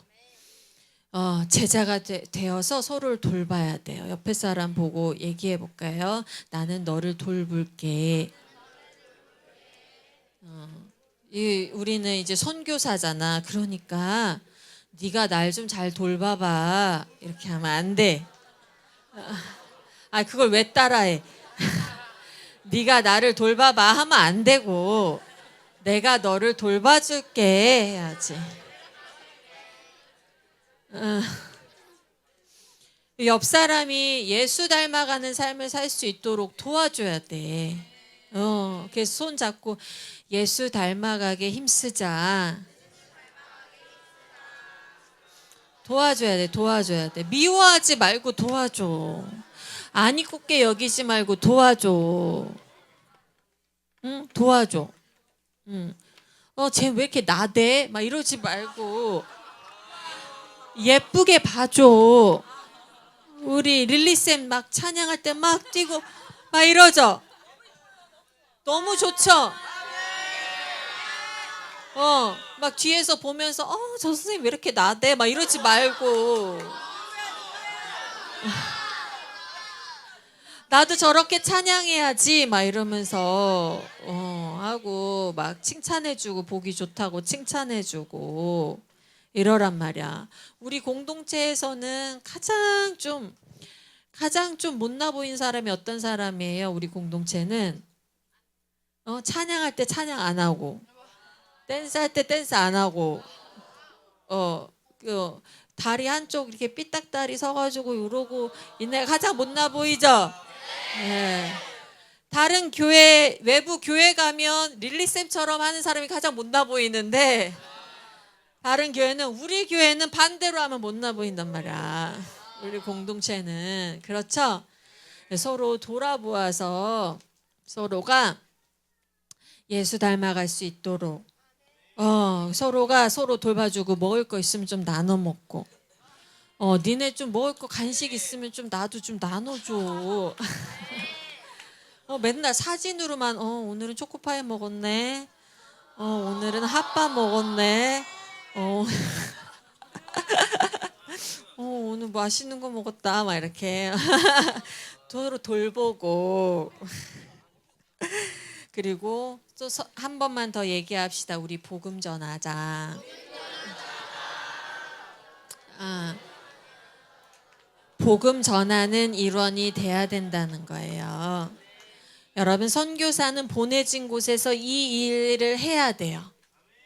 좋은 소식을 전할 뿐만 아니라 그들에게 새롭게 살 수 있도록 도와주고, 그들이 혼자 신앙생활하지 않고 교회의 일원이 될 수 있도록, 그들이 공동체 일원이 될 수 있도록 그들이 함께 하나님의 몸을 세워가도록 해야 돼요. 복음 전할 땐 어떻게 전할까요? 선포를 할 수도 있고 설교를 할 수도 있고, 그렇죠? 가르칠 수도 있고 교육을 통해서도 할 수 있고. 여러분이 이제 캠프 때, 이제 지금 신입생들 왔는데 캠프 때 여러분이 그때 캠프 때는 교육을 받았다면 이제 다음 캠프 때는 어떻게 하는 거예요? 여러분이 교육을 해줘야죠. 그래서 선교사로서 일을 하게 되는 거야. 멋지죠? 네, 캠프 때 여기 있는 사람들 다 리더가 돼야 돼. 그래서 여러분이 다 한 명씩 두 명씩 그룹으로 묶어서 붙잡고 뭘 해야 돼요? 예수님의 소식, 예수님이 우리의 구원자 되시는 소식을 전해야 돼요. 자, 그걸로 끝나면 안 되겠죠? 그들이 회심하게 해서 새로운 생활 방식을, 새로운 삶을 살 수 있도록 도와줘야겠죠. 새로운 삶을 살 수 있도록 그들에게 이렇게 간증할 수도 있어요. 나는 옛날에 나도 참 개 같은 인생이었어. 나도 참 쓰레기 같은 인생이었는데 내가 예수님 만나고 이렇게 살게 되고 내 삶이 이렇게 변했어. 그래서 자기 삶을 모범으로 보여줄 수도 있는 거야. 딱 그래서 캠프생이 딱 오고, 여러분의 선교 현장에서 캠프생이 오거나 신입생이 오거나 그러면 딱 여러분 뭐부터 가요? 딱 돔스 가서 옷장부터 딱 열어주면서 여러분의 반짝거리는 그 돔스, 여러분의 옷장의 그 반짝거린 정리가 잘 된 그 옷장 딱 열자마자 애가 눈이 부셔서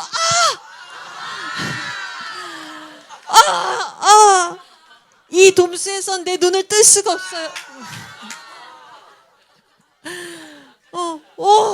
여기 있는 사람들은 도대체 뭐죠?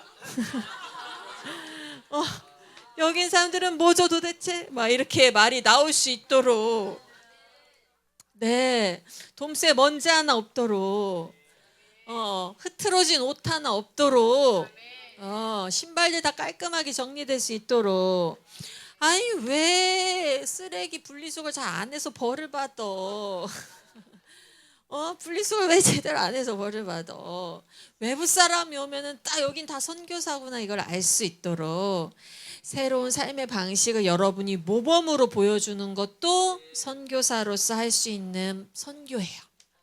네, 모범을 보여주는 거, 행동으로 보여주는 것도 선교예요. 그러니까 선교가 단지 먼 나라 가서 거기서 복음 전하고 교회만 세우는 게 선교가 아니라 내 삶의 현장에서 내 삶을 모범으로 보여주는 것도 선교라는 거예요. 예수 닮은 그 잘생긴 얼굴 보여주고, 예수 믿으니까 얼마나 얼굴들이 다 살아났어. 예전에 캠프 처음 왔을 때 그 얼굴, 진짜 어떻게 그렇게 얼굴들이 썩었었는지. 근데 썩은 것도 썩은 건데 그렇게 캠프 옷을 또 다 검은색으로만 만들어요. 검은색을 만드는 어둡잖아. 그런데 예수 믿고 나면 검은색을 입으면 얼굴이 더 막 드러나. 얼굴이 더 환해지니까. 얼굴이 더 환해지니까 얼마나 예뻐요. 옆 사람 보세요. 이 회심한 얼굴들. 회개한 얼굴들, 반짝이고 빛나는 얼굴들.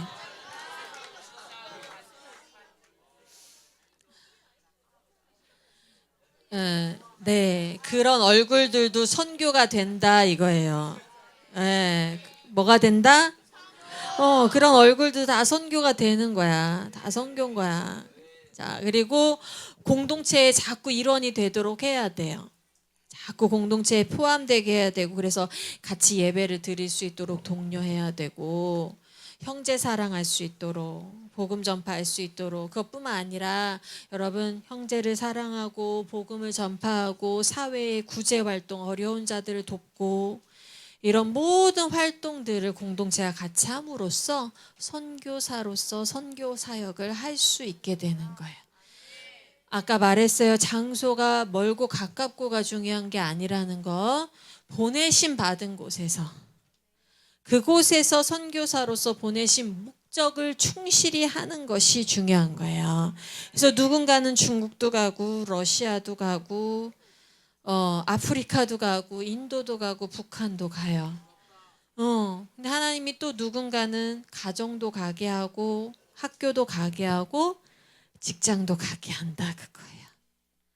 어디를 가든 우리가 할 일은 확실하다. 선교사는 뭐야? 복음을 전하고 제자를 삼아서 그들의 새로운 삶을 살게 하고 그리스도의 몸으로서 공동체를 이루게 해서 그들이 다시 선교사가 되게 하는 것. 선교사로 배출을 또 시켜야 되는 것. 그것이 우리 선교사가 해야 될 일이다라는 거예요. 여러분, 선교사를 만드는 선교사가 됩시다. 네. 여러분이 선교사가 돼서 또 다른 선교사를 만들어내 봅시다. 그렇게 해서 여러분 얼마 안 남았어요. 2월 달이죠? 3, 4, 5, 6 되면 7월에 또 캠프생 와요.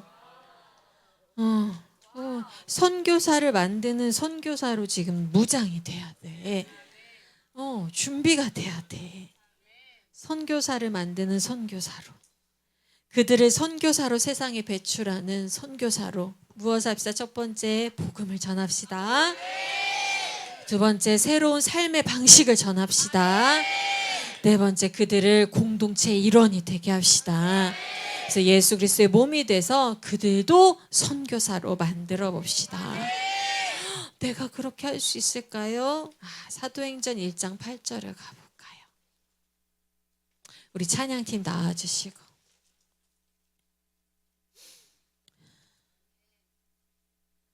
사도행전 1장 8절.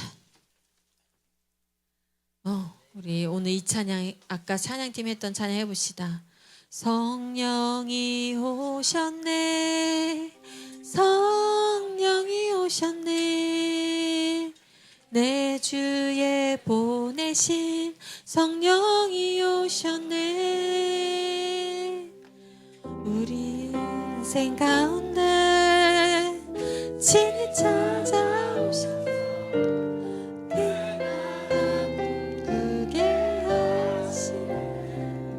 이따 음을 잘 맞춰봐요, 우리. 네. 이 가사가 너무 좋은 게 우리 인생 가운데 찾아오셔서 그 나라를 꿈꾸게 하신대요. 전 이 마지막 가사가 너무 좋아요. 성령이 왜 오셨냐면 하나님 나라를 비전으로 주시기 위해 오셨어요. 자, 예수님께서 이 땅에 선교사로 오셨어요.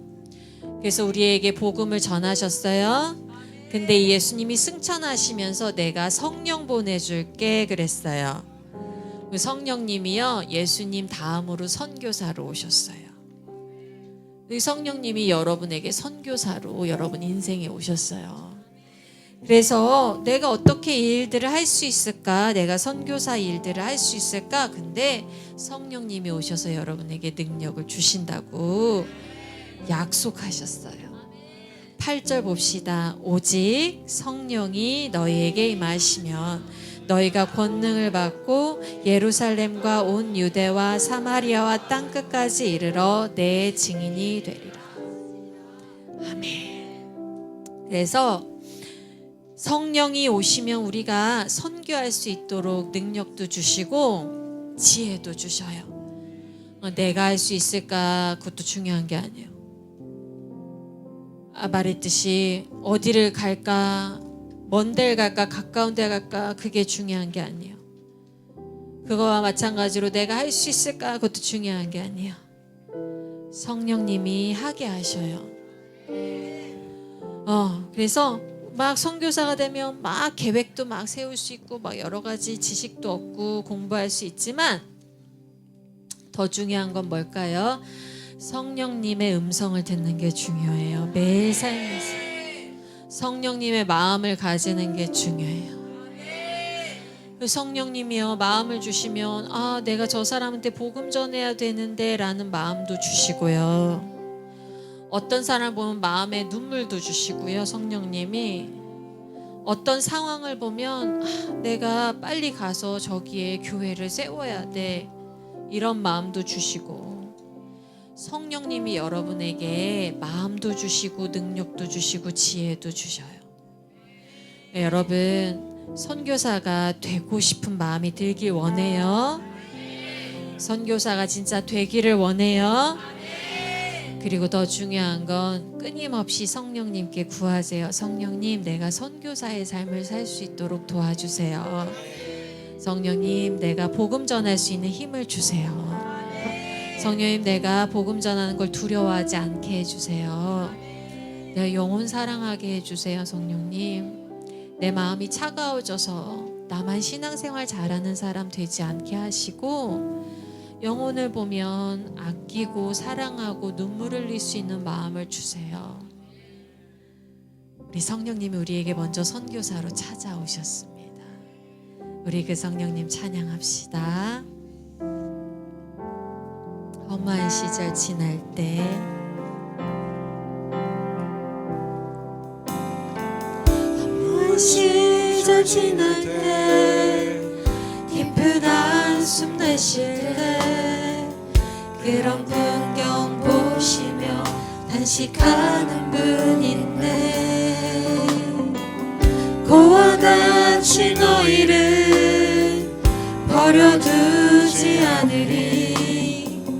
내가 너희와 영원히 함께하리라. 우리 가사를 다시 부를 때 선교사의 마음으로 생각해 보면 어떨까요? 지금까지 이 찬양할 때 자기를 생각한 사람이 많을 거예요. 내가 허무한 시절 지날 때, 내가 깊은 한숨 내쉴 때 성령님이 나를 보고 탄식하셨지. 그런데 고와 같이 나를 버려두지 않는다고 했지. 그래서 진짜 여러분을 버려두지 않고 여기에 불렀어요. 그런데 여러분, 아직 세상에 허무한 시절을 보내는 사람이 많이 있어요. 아직 세상에 고와 같이 버려진 자들이 많이 있어요. 그 세상을 생각하면서 찬양 불러봐요. 선교사 마음으로 그 세상을 향해서 그 세상을 탄식하며 보시는 성령님의 마음으로 우리 남을 생각하면서 찬양해봐요. 해봅시다. 험한 시절 지날 때, 험한 시절 지날 때, 깊은 한숨 내쉴 때, 그런 풍경 보시며 단식하는 분 있네. 고와 같이 너희를 버려두지 않으리. 내가 너희와 영원히 함께하리라. 성령이 오셨네. 성령이 오셨네. 성령이 오셨네. 내 주에 보내신 성령이 오셨네. 우리 인생 가운데 신이 찾아오셔서 그 나라 꿈꾸게 하시네. 억눌린 자 갇힌 자, 억눌린 자 갇힌 자, 자유함이 없는 자, 비난처가 되시는 성령님 계시네. 주의 영이 계신 곳에 참 자유가 있다네. 진리의 영이신 성령이 오셨네. 아멘. 성령이 오셨네. 성령이 오셨네. 성령이 오셨네. 내 주에 보내신 성령이 오셨네. 우리 인생 가운데 신이 찾아오셔서 그 나라 꿈꾸게 하시네. 성령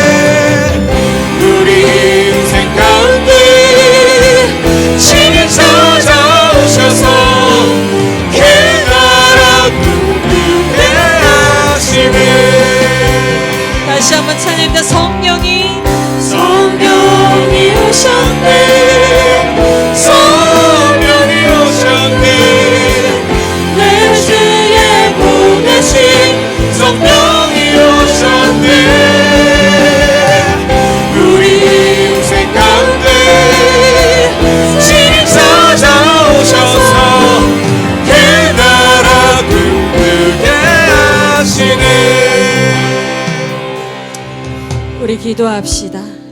우리 이것도 좋겠어요. 앞 사람이든 옆 사람이든 같이 손 얹어 주세요.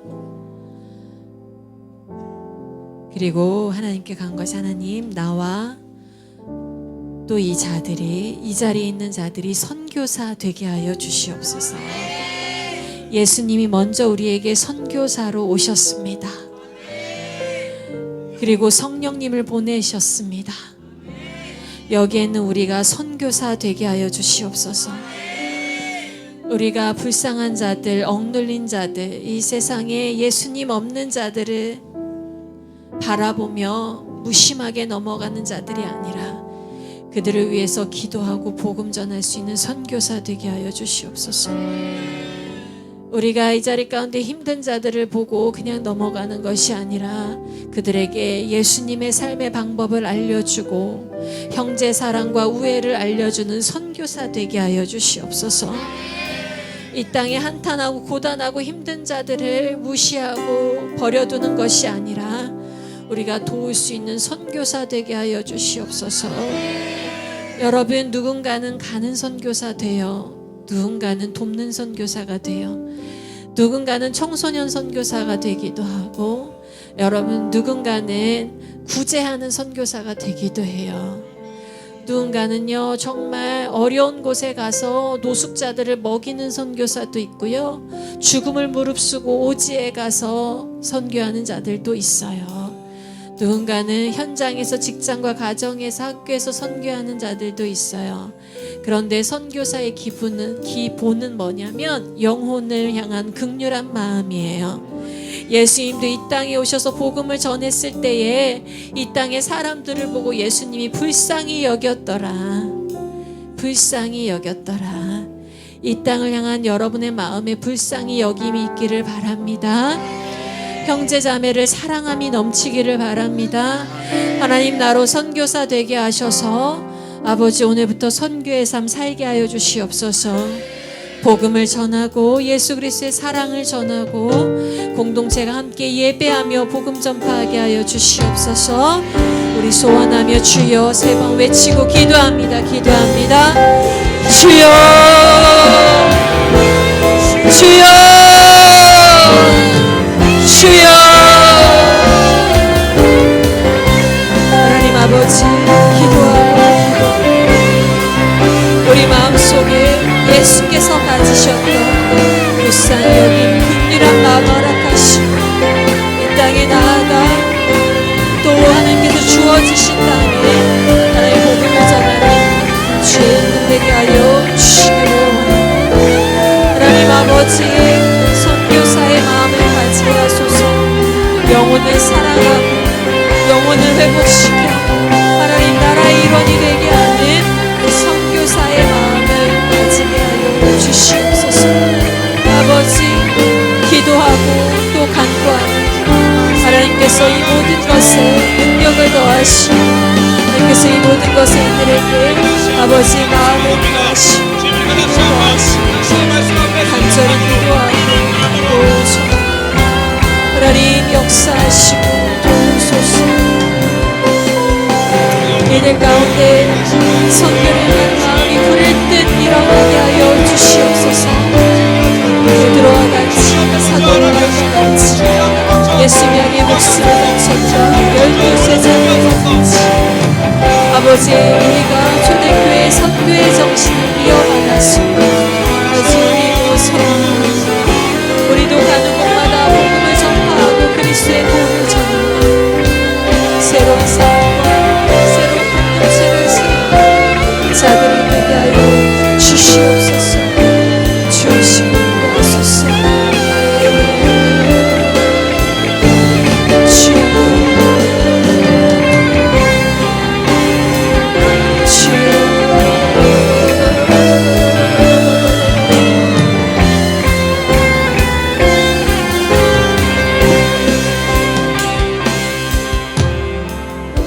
우리 이 시간 기도할 때에 하나님, 나의 삶을 선교의 도구로 사용하여 주소서 라는 기도를 또 하면서요, 특별히 이 시간 온 열방에 선교하고 계신 선교사님들을 위해서 기도합니다.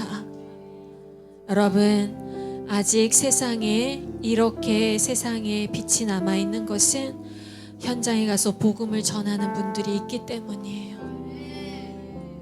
우리는 비록 이곳에 있지만 진짜로 브라질, 아프리카, 러시아 여러 곳에 가서 목숨을 무릅쓰고 선교하시는 분들이 계세요.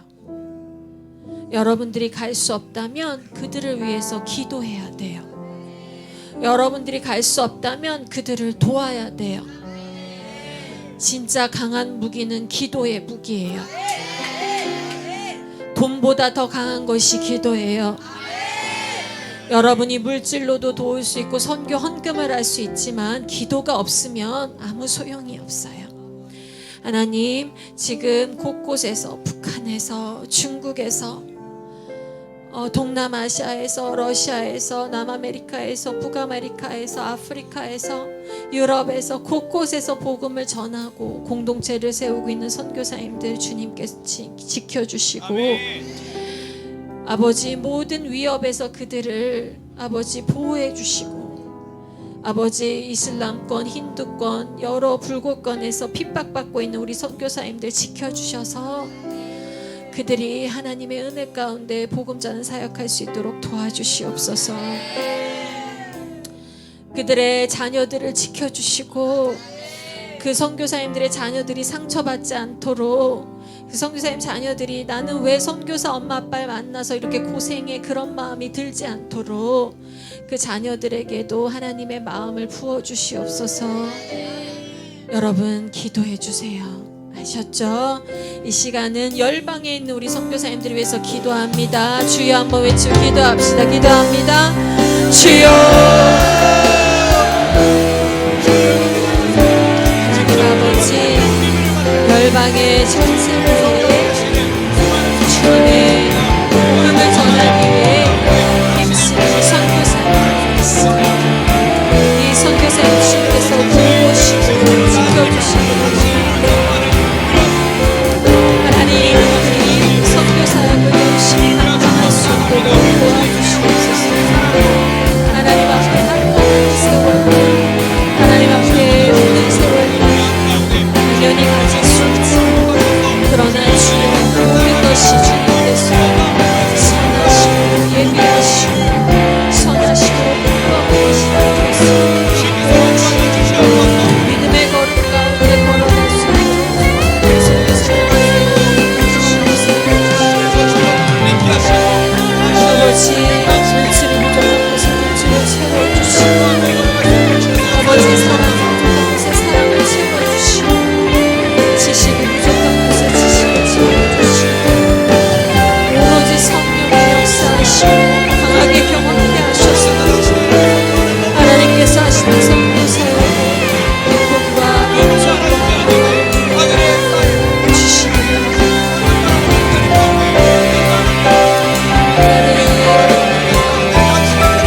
우리의 선교사님들의 자녀를 고통 가운데 자라게 하여 주시옵시고, 선교사님들의 아버지의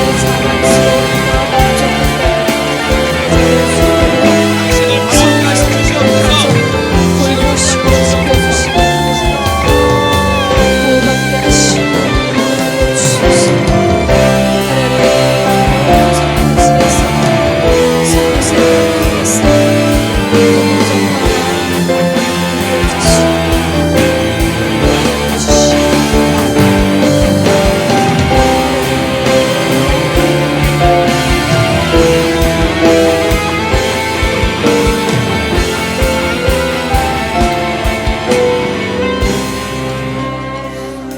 우리 이 시간에는 열방에 퍼진 우리 교회 성도들을 위해서 기도합니다.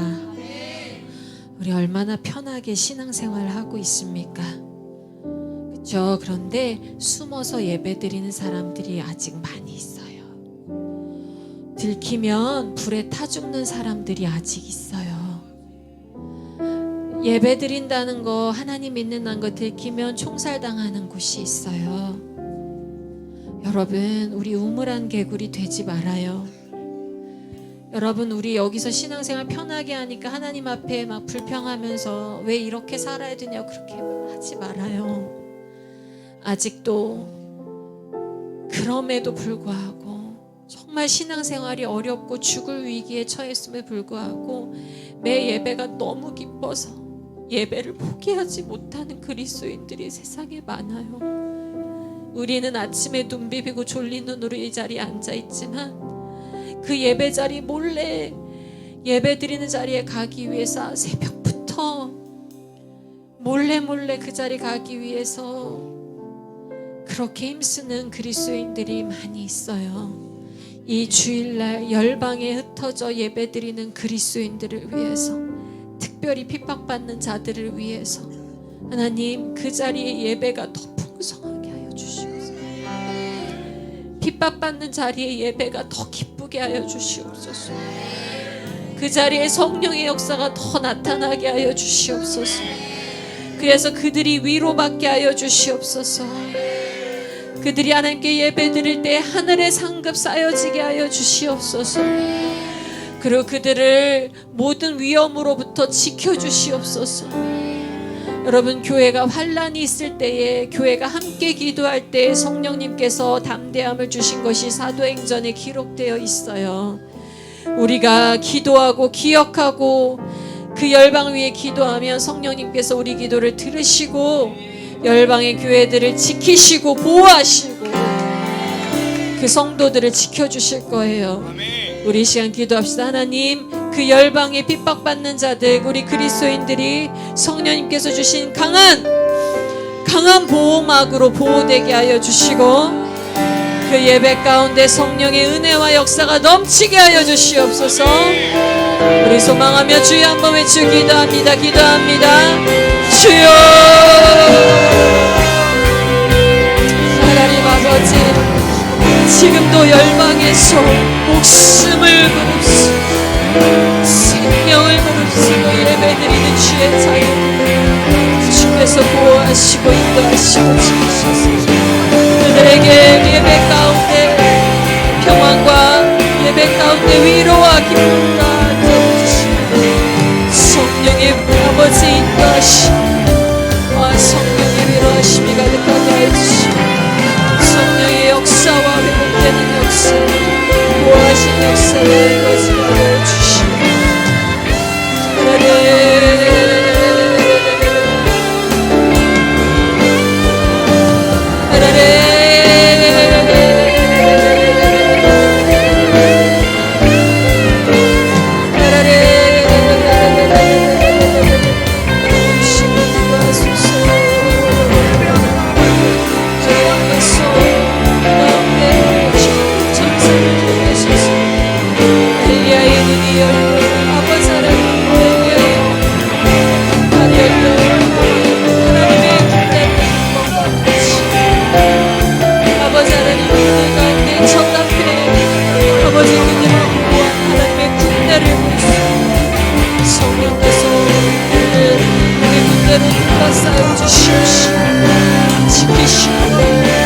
하여 주시고 곳에 물을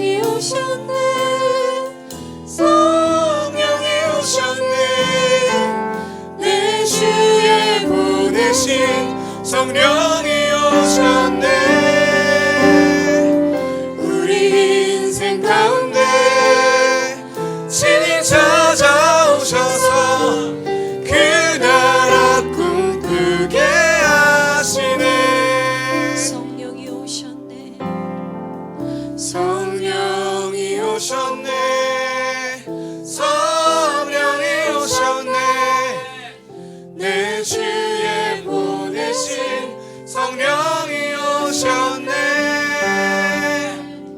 우리 인생 가운데 친히 찾아오셔서 그 나라 꿈꾸게 하시네. 마지막으로 기도할 텐데 이번에는요 하나님 제가 열방 선교사가 되기를 원합니다 하는 사람만 일어나 볼까요?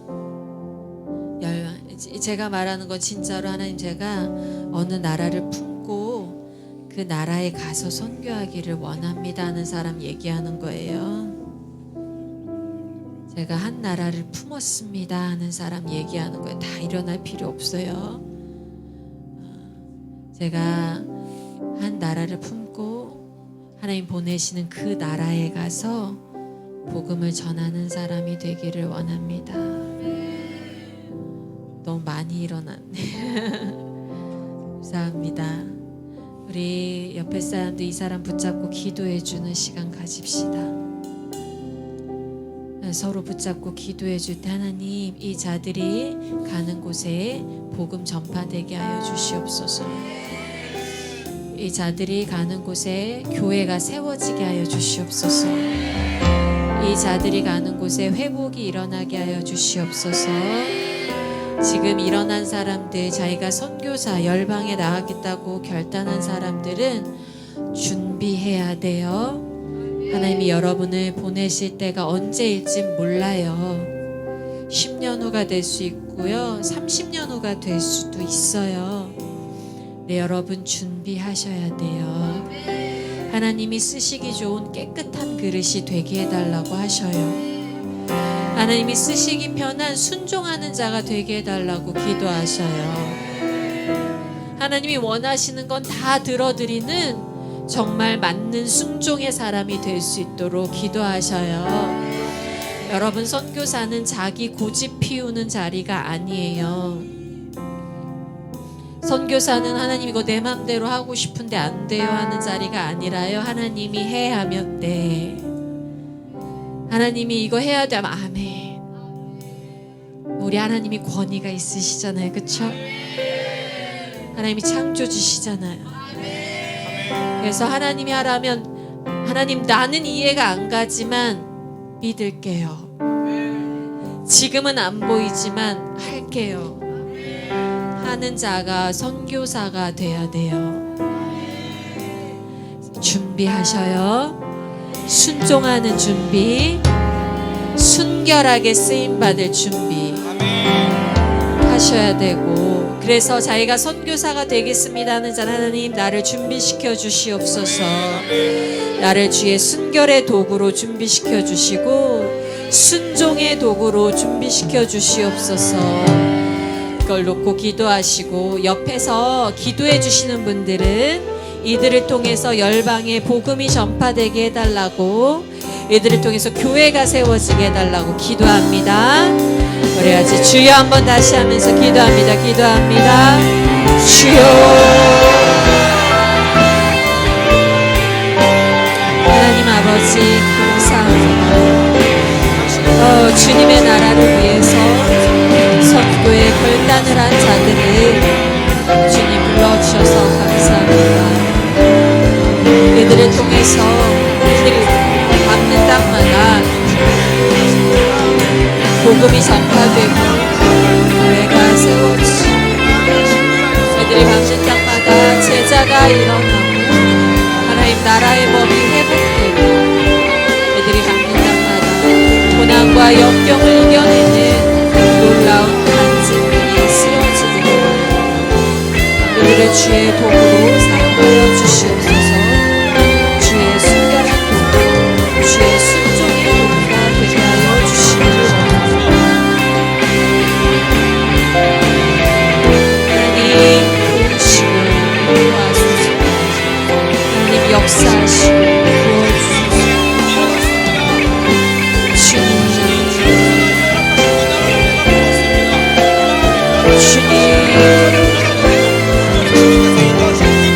주님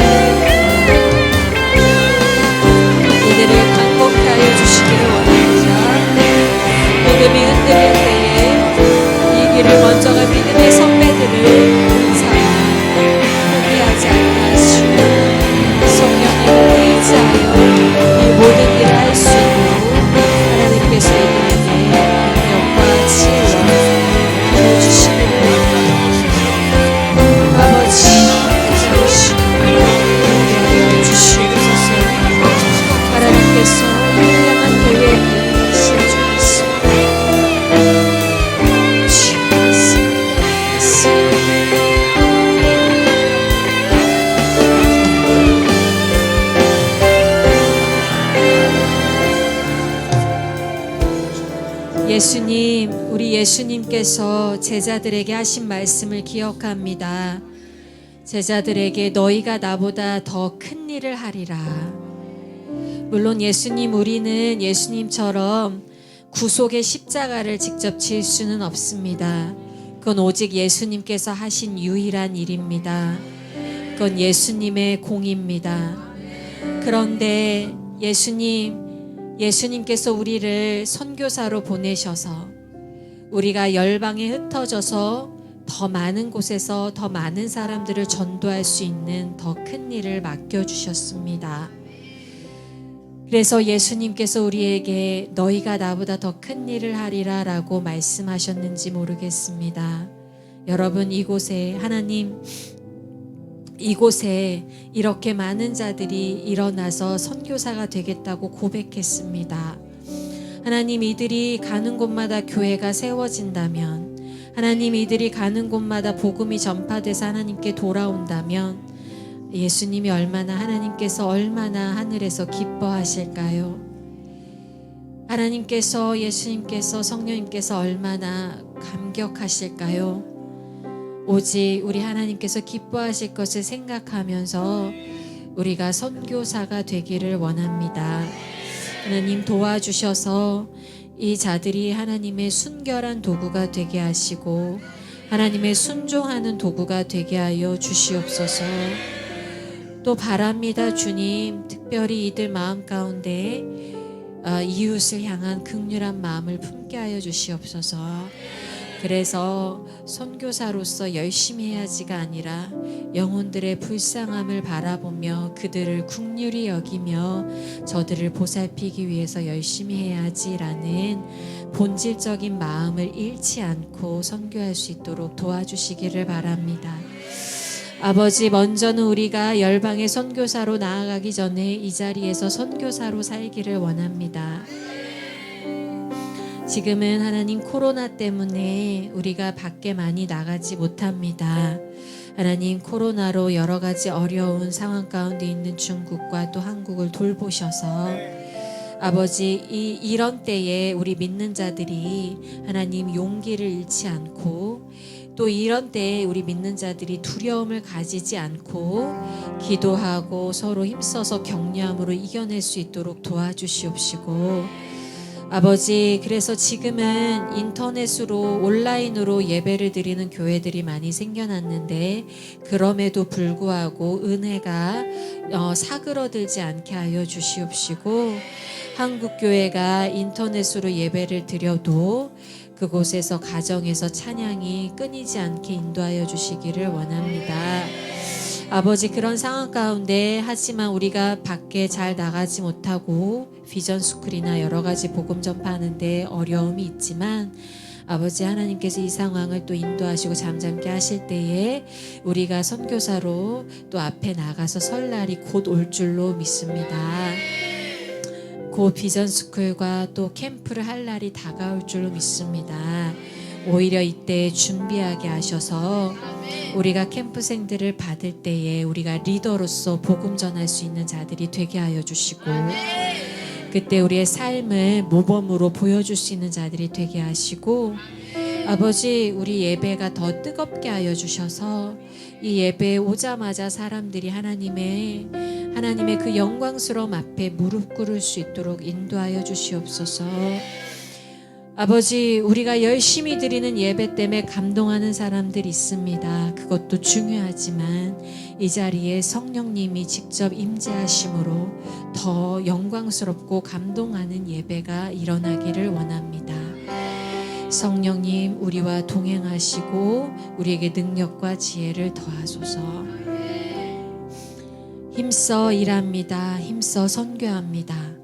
아버지, 그러나 열매는 하늘에 쌓일 줄로 믿습니다. 천국에 가서 듣고 싶은 말이 있습니다. 하나님, 천국에 가서 착하고 충성된 종아 잘하였도다, 이 음성을 듣기를 원합니다. 그 음성 듣기까지 달려가겠습니다. 어려움이 있을 때 포기하지 않게 하여 주소서. 나중에 내가 왜 선교사 된다고 했지? 라는 것이 아니라 하나님, 이기게 하여 주세요 하고 도움을 청하는 자들이 되게 하여 주소서. 넘어져도 또 일어나는 자들이 되게 하여 주소서. 오직 하나님만 붙잡고 의지합니다.